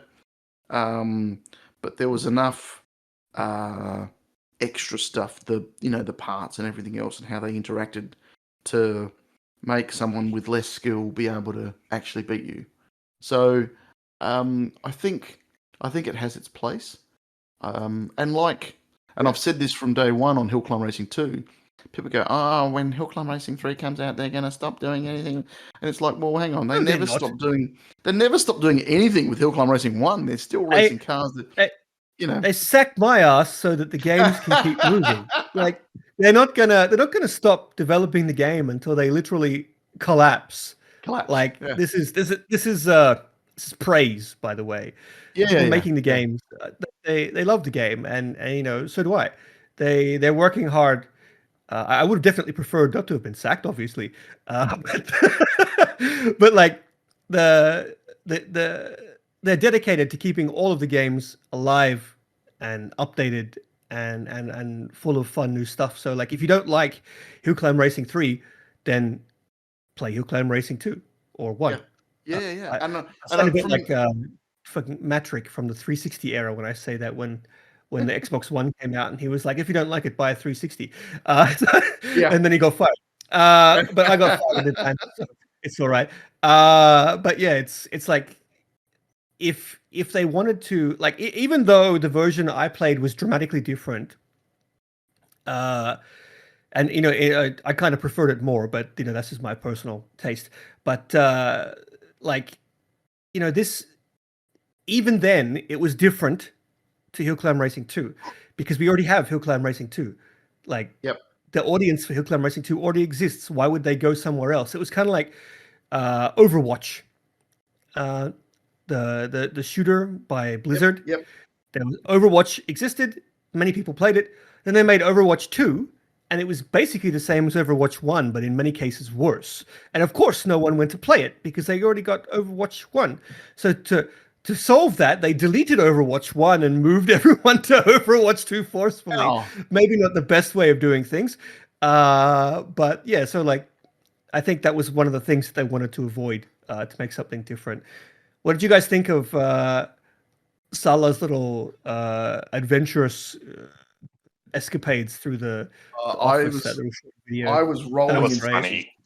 Rolling in stitches. I really like I'm that. like, oh my god. It's even funnier as someone who used to work there, because like I know like where she is, and like it's even funnier if you've been there, because she's like moving like 3 steps away, or in sometimes like some cases moving backwards to places she's already passed. It's so funny if you've already been there, turning like what is literally like 10 steps into an odyssey.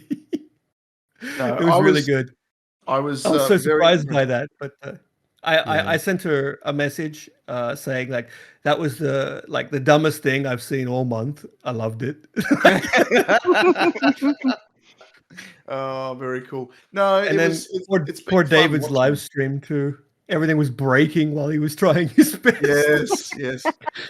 We've all been there. The scuffed live stream.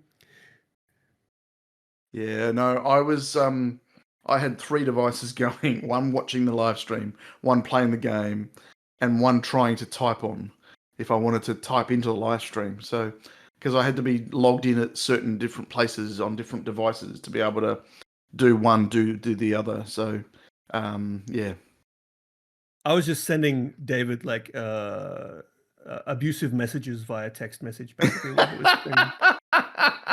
Like if he ever like looks off camera and smiled, that was probably me. I did say that a couple of times.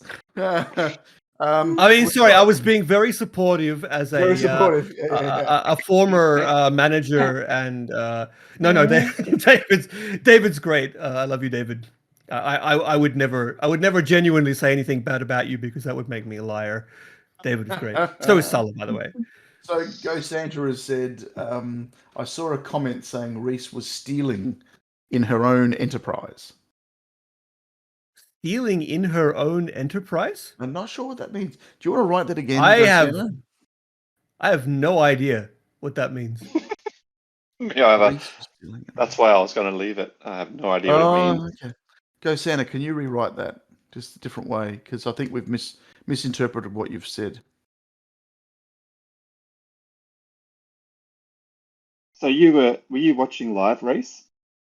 Yeah, of course. I just managed to get home, so I missed the very beginning.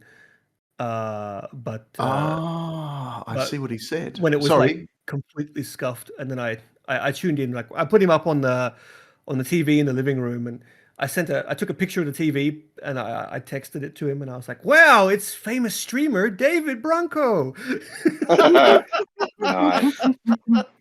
So Go Santa's comment was, people thought that Sulla was you, and you were in the building stealing stuff. But what I was gonna say was, I don't know how many of you have seen like a picture of me and a picture of Salah.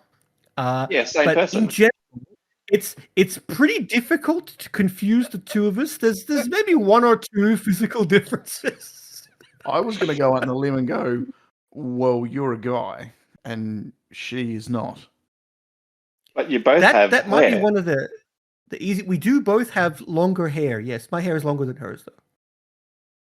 And Yeah. Actually, it was quite funny when I worked at the Brawl Stars. When I joined the Brawl Stars team, I don't know. Have you guys ever seen any videos from the Brawl Stars? No. oh, you're glitching again. Okay, so am I? Yeah. This time on purpose. That was you on purpose. Yeah. So the Brawl Stars team, they all have long hair. Like all the community managers basically have long hair. Danny, Drew, and Marcio. And so yeah, when I turned up, it was like, aha, yes, You are qualified for this position. Like, By the length of your hair. You'll fit yeah, right exactly. in. Mhm. Yeah, no, they're great guys. I can't say nice things about them enough. Sitting in the background and watching a brawl talk be filmed is like one of the funniest things I've ever done.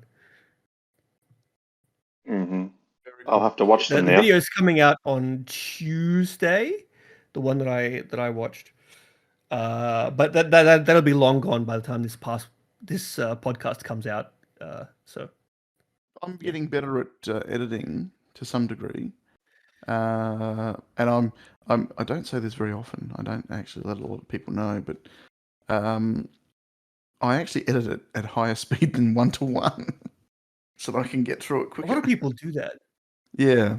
I've now A lot gotten of to professional editors. Yeah, I've gotten it to 1.3 now. So JR sounds like she's on helium.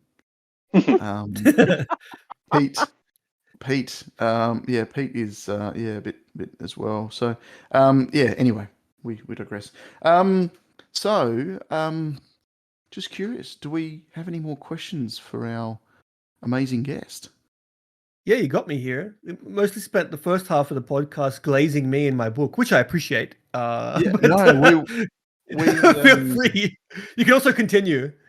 yeah. If I mentioned that I'm an author, I'm trying to be as insufferable as possible, being like, as a published author, then Well, I can remember there was this little you've heard of meetups? meetups. Is that like Yeah. one of those things where you like see real people in Yeah, like yeah, person? no, and you get together and Do they you- talk about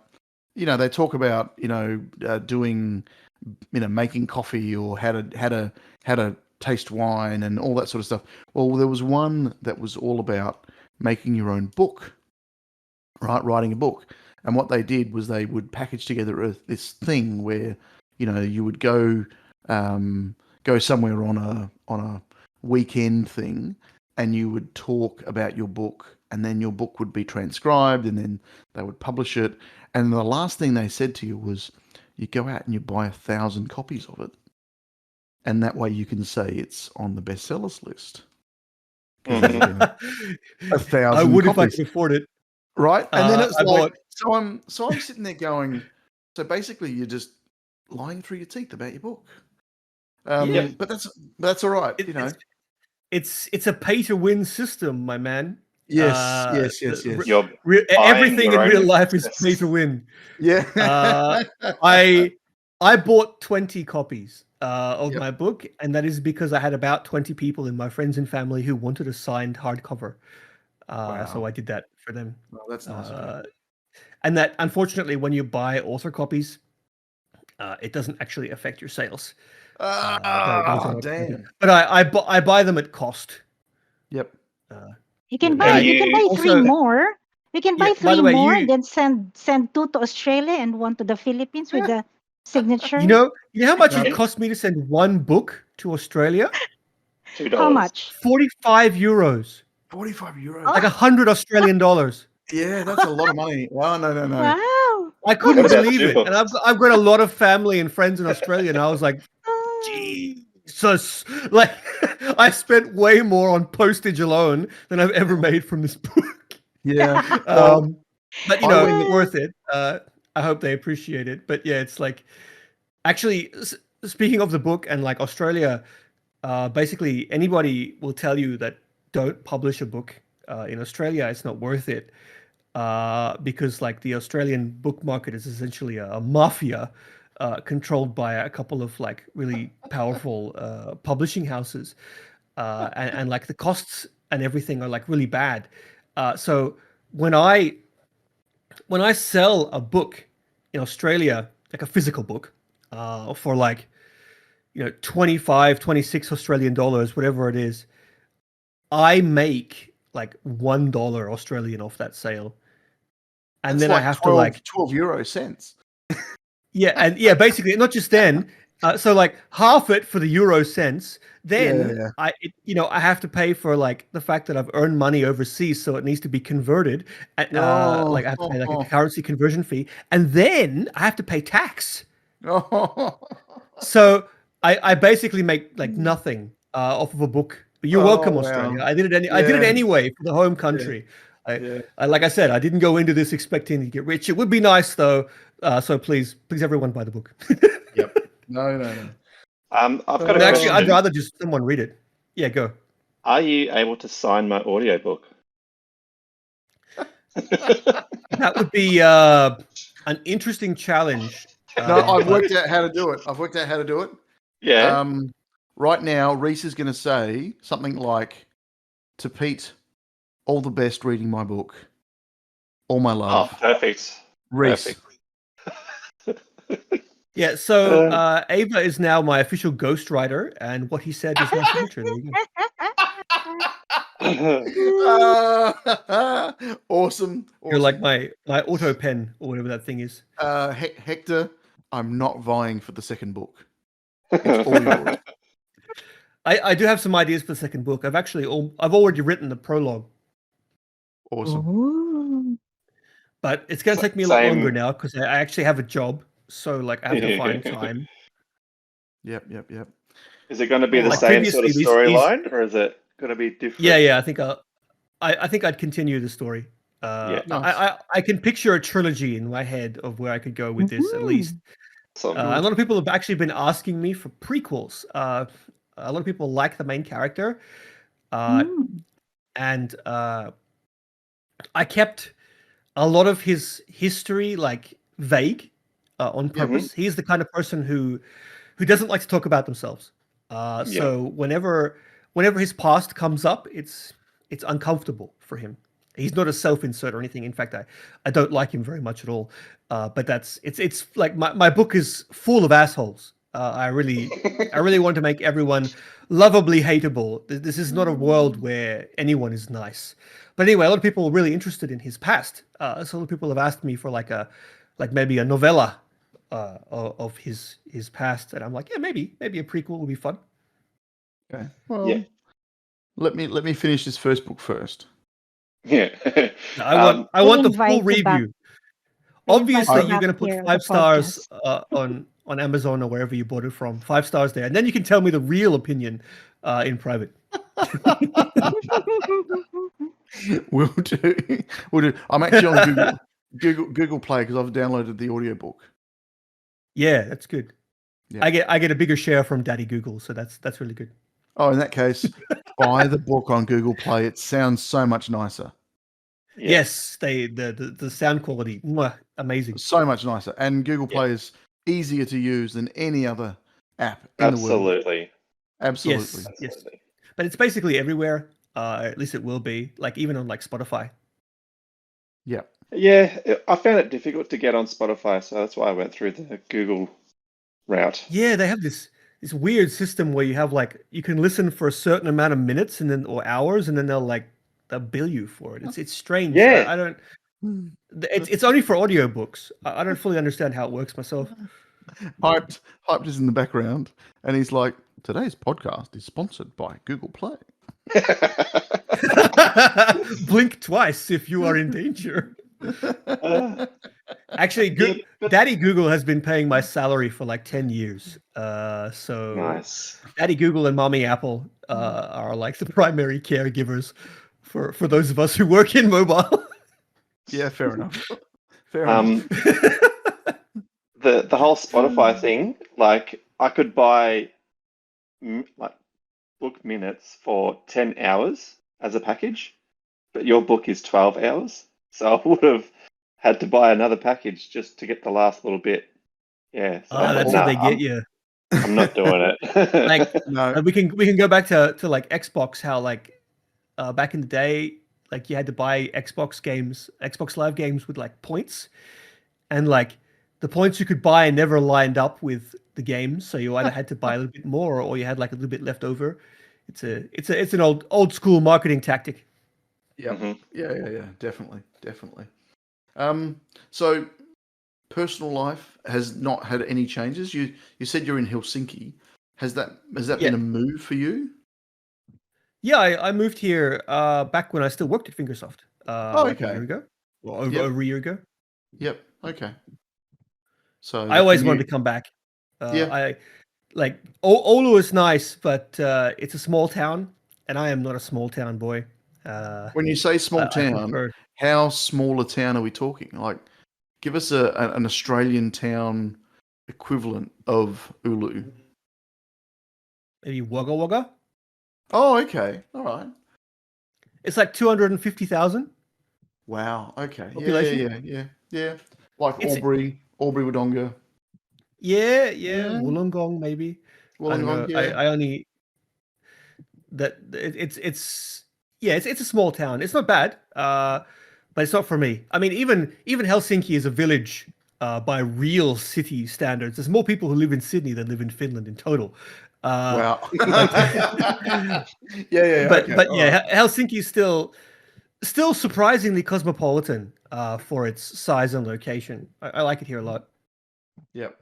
Yeah. Cool. Awesome. Very cool. JR, you got something else to ask? Do you have a picture in your website where there's a glass walls? You're sitting in a room. Is this your house? You're surrounded with snow.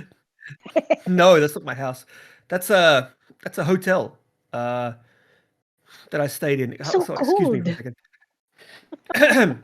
my my s- my nose is filling up with snot. Very exciting.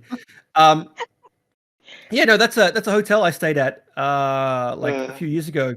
Basically, it's like the walls and the ceiling. You get like a little cabin, uh, Ah, and the walls and the ceiling are glass, so you can yeah. see like the snow and like the northern lights as you sleep. There's That's some of them are cool. also shaped like igloos. There was like a little snow village, like a little hotel and stuff made of snow right next door. This is still in Finland. Yeah, yeah. If you Cool. go north of Oulu, because Oulu's like right on the edge of the Arctic Circle. Uh-huh. If you go north, they have like a huge industry of like basically winter tourism. Uh, Mm.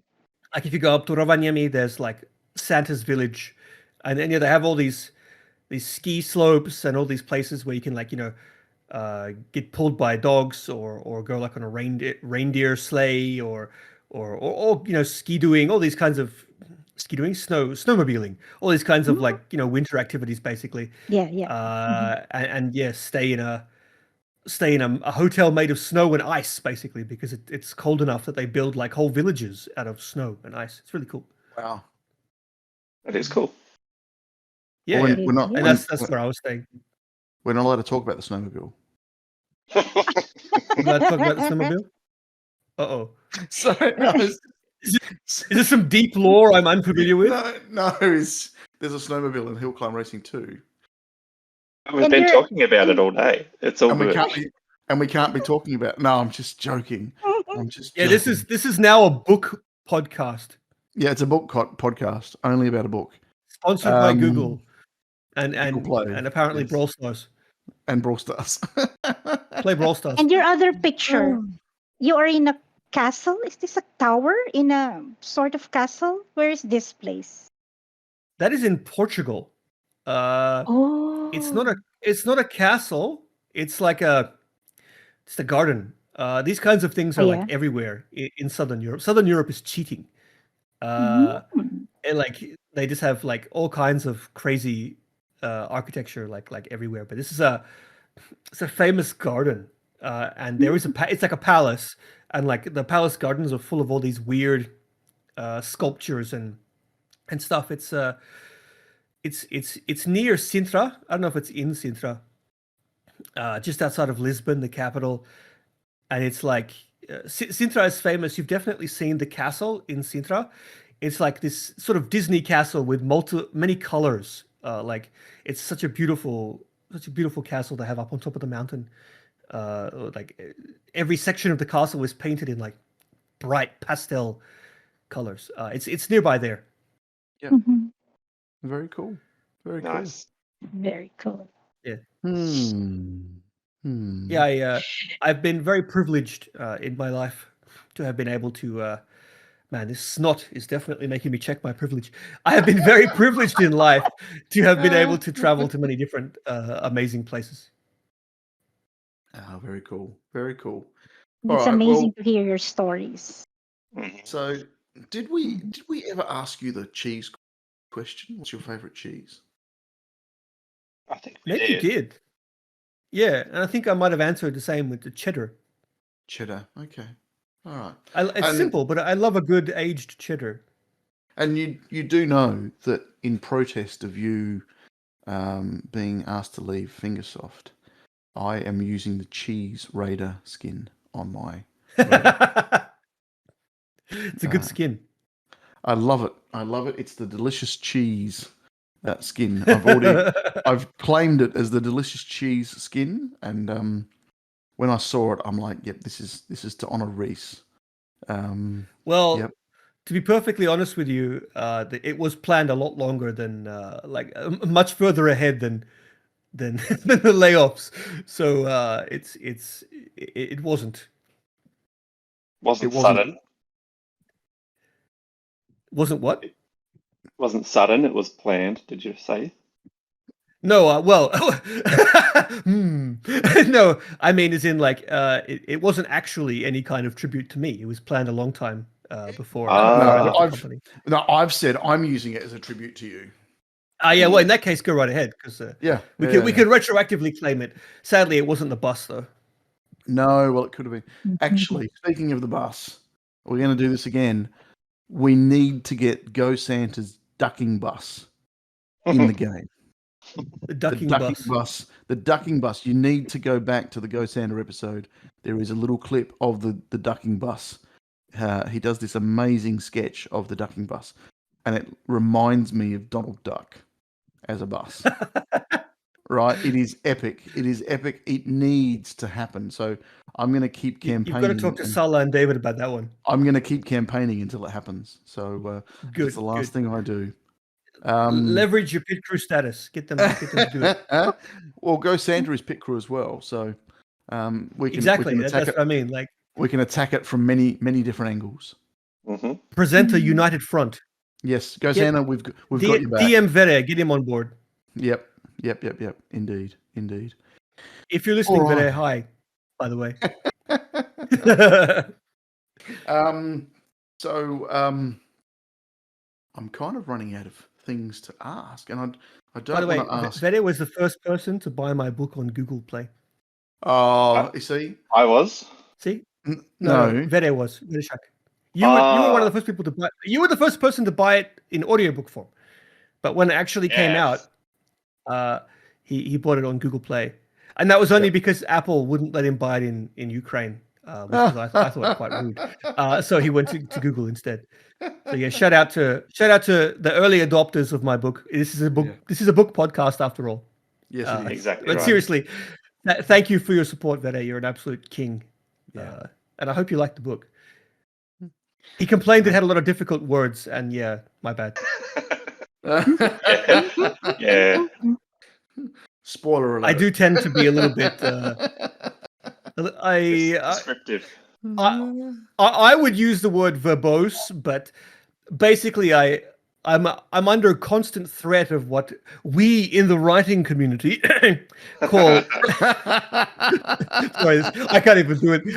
It's called purple prose, and purple prose is like when you start, using way too many fancy words to describe something quite simple. But I can't help myself. I just love getting in there. Like I want to make you feel. I want to make you smell it. If something is awful, I want you to truly understand how awful it is.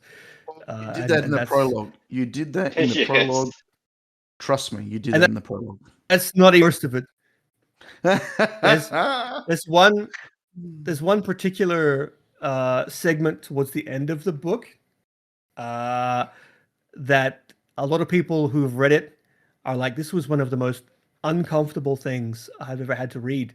and they never actually had thought about that. And they're like, "How did you come up with that?" And I was like, "Yeah, I spent an uncomfortable amount of time reading Survivor accounts, and then sort of came up with my own. I won't spoil it, but you'll probably know what it is. It's definitely towards the very end of the book. Noted. Okay. So skip to the end. Is that what you're saying? No. Read the entire book. Okay. Actually, if you bought the book, I don't care what you do with it. You don't even have to ever listen to it. If you're listening on something like Spotify or a couple of other platforms, I get paid by the minute. So listen to it on repeat. Gotcha. Ah. Yeah. Noted. Question: Noted. with the characters in your book, do you have a favorite? Yeah. Do I have a favorite? Yeah. I would say the character I had the most fun writing was actually probably a one-off character. He's a coffee machine. Oh yeah. The one that gets Yeah, I had a lot of fun with that. And have you met Parking Garage 77? I sure have. He's He's a cool. fan favorite. Everybody He was loves him. cool. I also So- like the twins. The twins? The Yeah. twins. I reckon that would be a very uncomfortable situation being twins. Yeah. In that situation there. I don't want to spoil So it. but yeah. I mean, is it a spoiler? Maybe not. Should I say? Don't I don't know. know. It's your Okay, so book. this if you're completely worried about spoilers of this book that you're definitely never going to buy, skip ahead a bit, I guess. But there's many characters in the book, but one of the characters are the twins, and they are a pair of twins, but they are both inside one body. So it's kind of like having multiple personalities, I suppose, but like sort of cybernetically implanted into you. The brother and a sister, and they both are occupying the sister's body, and they can sort of switch back and forth, control basically of the body.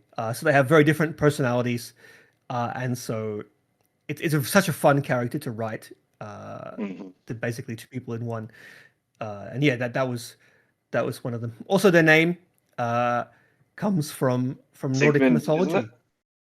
Sigmund and Signy. That's it. Basically, all of the names of people and places come from Nordic mythology. Nice. So 10 points to anyone who can get the references. You know me. I'm always obsessively hiding layers of references and things. Yes. I'm gonna have to listen to the book, and then I'll have some guesses. Good. Let me know. I can't wait I to will. hear your opinion. I will. I'm glad that you were satisfactorily disgusted by the opening. By the way, the opening, for anyone listening, the opening isn't gross. It is, but it's like it's funny too. It's more uncomfortable. Yeah, than it's gross. absurd.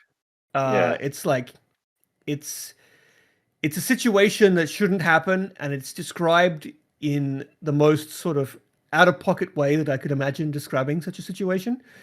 And I enjoy doing that. And also it allowed me to sort of indulge in my obsession with stacking adjectives. I love describing things with like multiple words. So I might be like,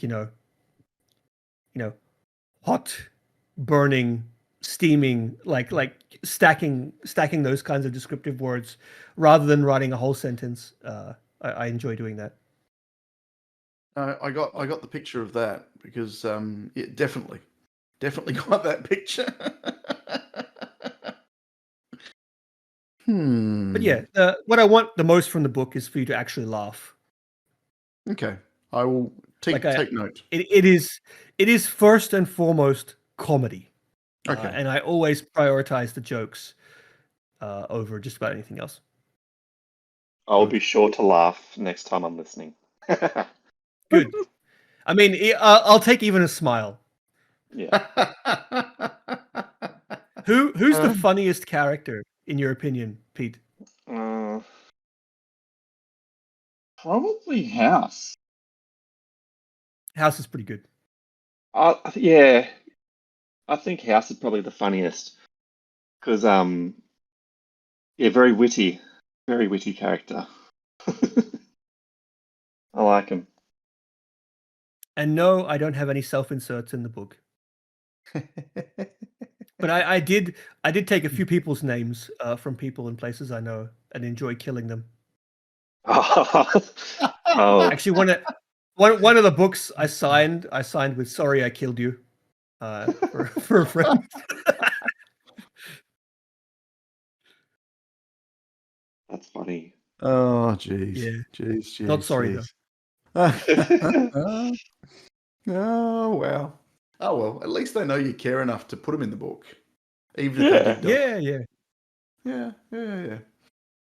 Alrighty. Well, I think that's do a wrap. you think we're getting to the end? Was there Or anything? do we do the quiz? Shall we do the quiz? What's Nah, the probably quiz? Now I'm scared. No, you we have a never have I ever. Oh, right. And it's all about the podcast. not. Hill climb racing too. Yes. But no, I don't think the book podcast needs a quiz. No, I think we can get away without it. I think we can get away without it. It's very weird sitting here on Hill Climb Racing 2 podcast and telling people to buy a book that has absolutely nothing to do with Hill Climb Racing, and something average Hill Climb Racing player can't even read something. But No, that's how we roll. That's how we roll. that's mean. But yeah, it's still been fun nonetheless. No, it has. It has. And buy my book and play Supercell games. That's my and Google Play. Google Play. Oh, good Lord. It's how we roll. Yeah. We appreciate, we really, really do appreciate your time, and we really appreciate the time you have spent with us through our journey. Yeah. And being part of this community. I said it last episode when I talked about my cancer, and just the amazing people that are in this community. And I'm happy that I met you, if not physically met you, but I'm happy that we have crossed paths through this journey because, you're a lovely person, and it's just nice to be able to chat to you and have a good laugh and all of that stuff. So thanks for your time. Oh, thanks. I appreciate it. I mean, I feel the same way. I'm here. I'm not even being paid this time. It's on a weekend too. Hang on. Yeah, maybe I'm maybe not on the clock. If you get enough book sales from this episode. Yes. This is self-promotion. That's what I'm writing this off as. Yeah, good idea. Yeah. Let's just retroactively pretend that was always okay. No, but seriously, it's always a pleasure to talk with you guys. And we, for those who are listening who don't know, we obviously we're like friends on Discord, and we swap information every now and again, check in, how you doing, what's happening. It's been a pleasure to be your acquaintance, and I hope to still be one for a long time to come. If you start up a Brawl Stars podcast, let's talk. But yeah, or when you guys inevitably become like a full-time book podcast, we can talk again as well. Perfect. But yeah, it's been fun to come back, touch base with you guys and the rest of the Hill Climb community. I haven't forgotten you guys. You have a special place in my heart forever. Everybody in the community was actually really nice when I got laid off. Not just to me, but also to SJ and to everybody else who was impacted by the layoffs. It's terrible, but it's part of business. We weren't the only ones in the company, and we weren't the only company. I think something like 30% of the gaming, the entire gaming industry was laid off last year. There was massive layoffs across the whole industry. It's times are bad, so I get it. But everyone was incredibly nice. So many people reached out to me and to SJ, and both of us really appreciated that. So thank you. We love you both. We love you both. We both love you, and I love you guys too, though. And yeah, so it's always a pleasure to come back and have the privilege of standing before you once again. This time not as anybody official, but just as one of you, a humble hill climb racing enjoyer who plays for fun when he has time, which is getting less and less these days. Good Lord. But yeah, you will still see me popping in and out. And whenever Hill Climb Racing 3 comes out, I will join. And I'm also intending to harass David about the fact that I didn't get an invite to the beta. What the hell, David? So I'm going to demand an invite to the next one. Come on, bro. Like, throw me a bone here. I know I'm not in the pit crew. I'm just a pleb now, but come on. So yeah, Do you it's have always an a pleasure. Android device that's got more than Android 13? I actually don't know what Android version I have at the moment, but it's I assume so. Maybe It's an that's S21. why. Not That's exactly probably why top you- of the line, but Yeah, Nah. yeah. That's not good enough. It needs to be more. Yep. yeah. Well, Android. I mean it's like these games that are in development, man, they are resource hogs. Like even the most simple game before it has any optimization will just chew up a device. I mean, I mentioned before that I love Moko, which is Supercell's newest game. Yep. It is like a sort of ARPG, a bit like Diablo, for those who are old enough to remember Diablo. And I love it, and it is such a well-polished game. It like almost never lags. It like works really well. There can be like dozens and dozens of players on screen with explosions and monsters. It's amazing. But what it really does is set my phone alight when I play it. Like I feel like I could probably turn on Moko on my phone and like put it into like a turbine and use it to generate unlimited energy. So yeah, these kinds of games are really rough. I'm actually opening my phone right now to see what version of Android I have on this thing. I'm I bet you it's about 12. Let's find out. Searching. It's in about, right? Yes, in the about section. About phone. Software information. Yep. Android 14. There you Oh, go. nice. Perfect. Suck it. Yeah, perfect. It's an S21. It's not exactly top of the line, but Yep. it was when I bought well- it. But obsolete the next day. That's how it is in mobile Yeah, phone yeah. world. Well, the day that the trial was going to be on, my phone said, "Do you want to upgrade to Android 15?" And I went, "Why not?" And I wish I didn't because it looks so Different. childish. Really? Yeah. It looks more and more like the old iOS. Okay. Like a couple of episodes back of iOS. So all the apps have got really rounded corners, and so it's just looks a little bit more childish. But that's all right. I can live with that. This is where we're entering Progress. into like peak first world problems here. Yeah, like- first world problems.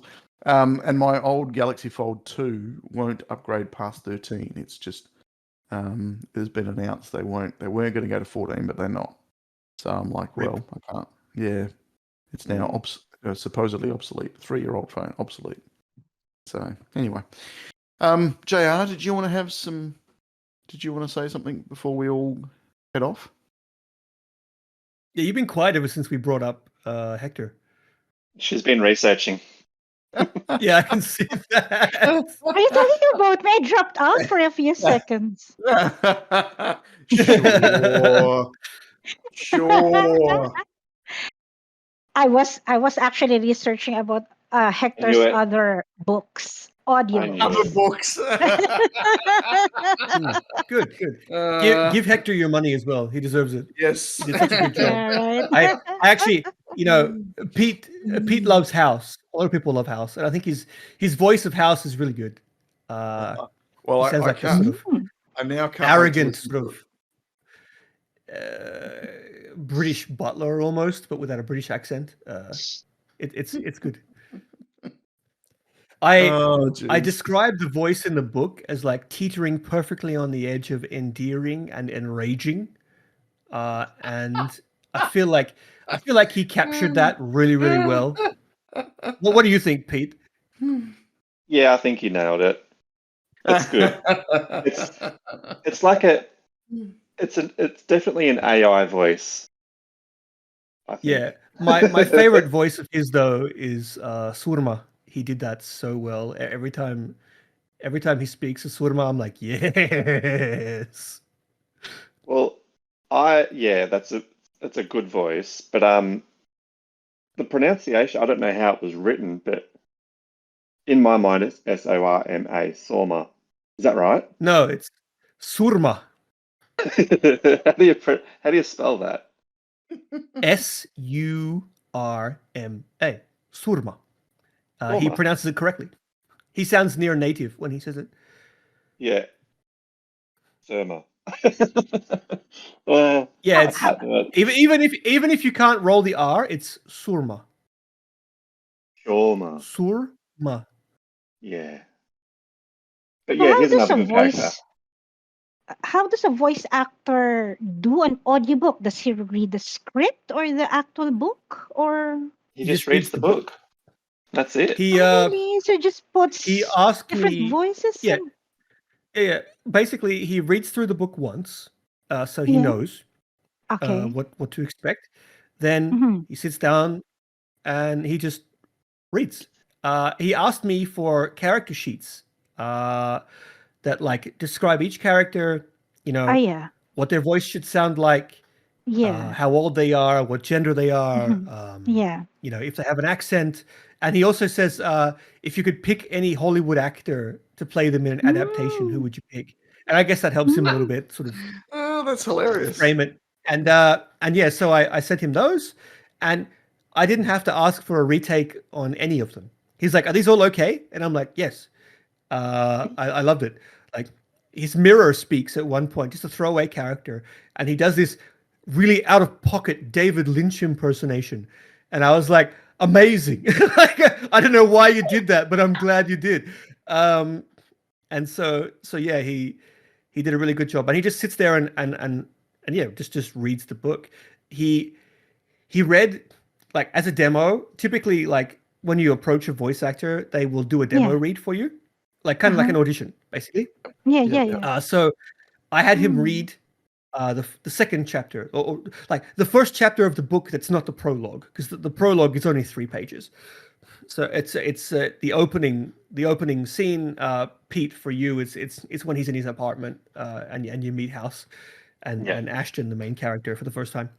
And it was really funny because he nailed it basically out of the gate with this demo read, but I could hear him holding back laughter as he read ahead. Like when there was a joke approaching, I could like hear the laughter like in his voice as he was like trying to hold it in as he had to Yeah. deliver the joke. And yeah, I guess my voice has gone red for a second there. Am I roboting? No, you're No, fine. no. I'm good. Okay, that's good. But yeah, I guess just they just read and go, and then afterwards he sends me files, and I have to listen back for any mistakes or for anything that I don't like the way he said it. Like Mm. if he mispronounces something, or if he Yeah. Yeah. if he doesn't give the right emphasis that I want. I didn't ask for any changes. The only thing I had changed was a couple of small mistakes. Like at one point he read the word logistical as logical. Really easy mistake to make in the middle of a sentence, but I had to be like, that should be logistical. And he's like, oh right, yeah. So like small things like that. But there was like maybe like in this 94,000 word book, I think he made like less than 10 mistakes. in the recording that we had to fix. So yeah, he's really good, and that's, I assume, quite similar for most of the voice actors. I've hired voice actors before, with like Fingersoft, for example, when we did the David Attenborough impersonation in the second episode of CLMB TV. That was a voice actor. That wasn't, a lot of people thought that was me, but no, it wasn't me. It was an actual voice actor. There you go. I did think it was you two. Really? Yeah. You guys give me too much credit. Really? Yeah, no, that wasn't me. That was the voice actor. I Good. definitely cannot do a David Attenborough impersonation that good. No, I reckon no, you'd be able to give it a crack. I probably could. Yeah. I did write the script for that, but I didn't voice it. Mm-hmm. Awesome. All Well, right. should we wrap it up? Yeah, I think so. On that note, I'll say thank you again. It's been wonderful to have you. It's been wonderful to have DeBell, Gosandra, and Hyped sitting in the background, listening and typing madly in the background. Yeah. So that's been pretty funny. Thanks again, JR and Pete, for agreeing to do this. This was something that I wanted to do a long time ago, and I just thought it might be a bit too raw, and we all sat on our hands a little about it and thought, no, there'll be a time, it'll happen. And I'm glad we waited, because this was pretty epic. Mm-hmm. Yeah, I've wanted to have you back on since the last time you were on. So. Yeah. I mean, all you had to do was ask. I know it's a bit like, do we go there? Like you said, it might be a bit raw because I got fired, just like many other talented people from the company, but it had nothing to do with me as a person. Yep. It was just the people in the numbers division just ticked off a whole bunch of expensive names, basically, without much care or thought. I happen to know that like at least one person, one of the people they fired was the guy who did the sound effects and the music. And of course, wait a minute, how do we make a game without sound effects? So he's actually been rehired, thankfully. But I did say I hope you charge them double. But it's like it's kind of an uncomfortable situation for anybody who's been through this. But at the same time, I know it wasn't personal, and I'm also still, I always have been, even before I got the job, and I remain to this day a member of the Hill Climb community. I like this game, always have, always will, and I love the community. Building it alongside all of you has been one of my greatest achievements. Maybe not as good as becoming a published author, but it's up there. And I'm still lurking in the Discord, reading the chat every now and again, seeing what people are up to. It's a lot quieter these days, unfortunately, but it is what it is. And yeah, it's like I'm happy to be here. So thank you for having me. And if you ever want to talk to me about anything at all, bring me back. You want to have a cooking episode? We can talk recipes. You want to have a movie episode? We can talk movies. We have a music episode, and we can gush about our favorite metal bands. Well, I was thinking of maybe a photography one. Photography? We can do photography. I'm actually going to go see Alpha Wolf tomorrow night. Oh. And Malevolence. Do you know them? Yes. Yeah, they're coming too. Same place. You're good. Awesome. But the only downside is it's on a Sunday night. Jeez. Yeah. But that's okay. Yeah. Yeah. All right. You have my number. Call me up. Let's do it. Well, on that note, it's time to say goodbye. It's very sad that we have to say goodbye, but we have to say goodbye. And it's been a very, very awesome time. I really enjoyed chatting to you again.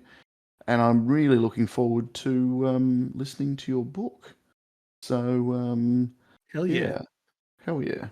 So from me and from everybody else, have a great podcast. Have a great week or two. Already way ahead of you, man. Had one. Had one. So if you are still listening at this end of the podcast, and it's been a long one, if you're still listening at this end of the podcast, Be thanks for sure to listening. buy the book.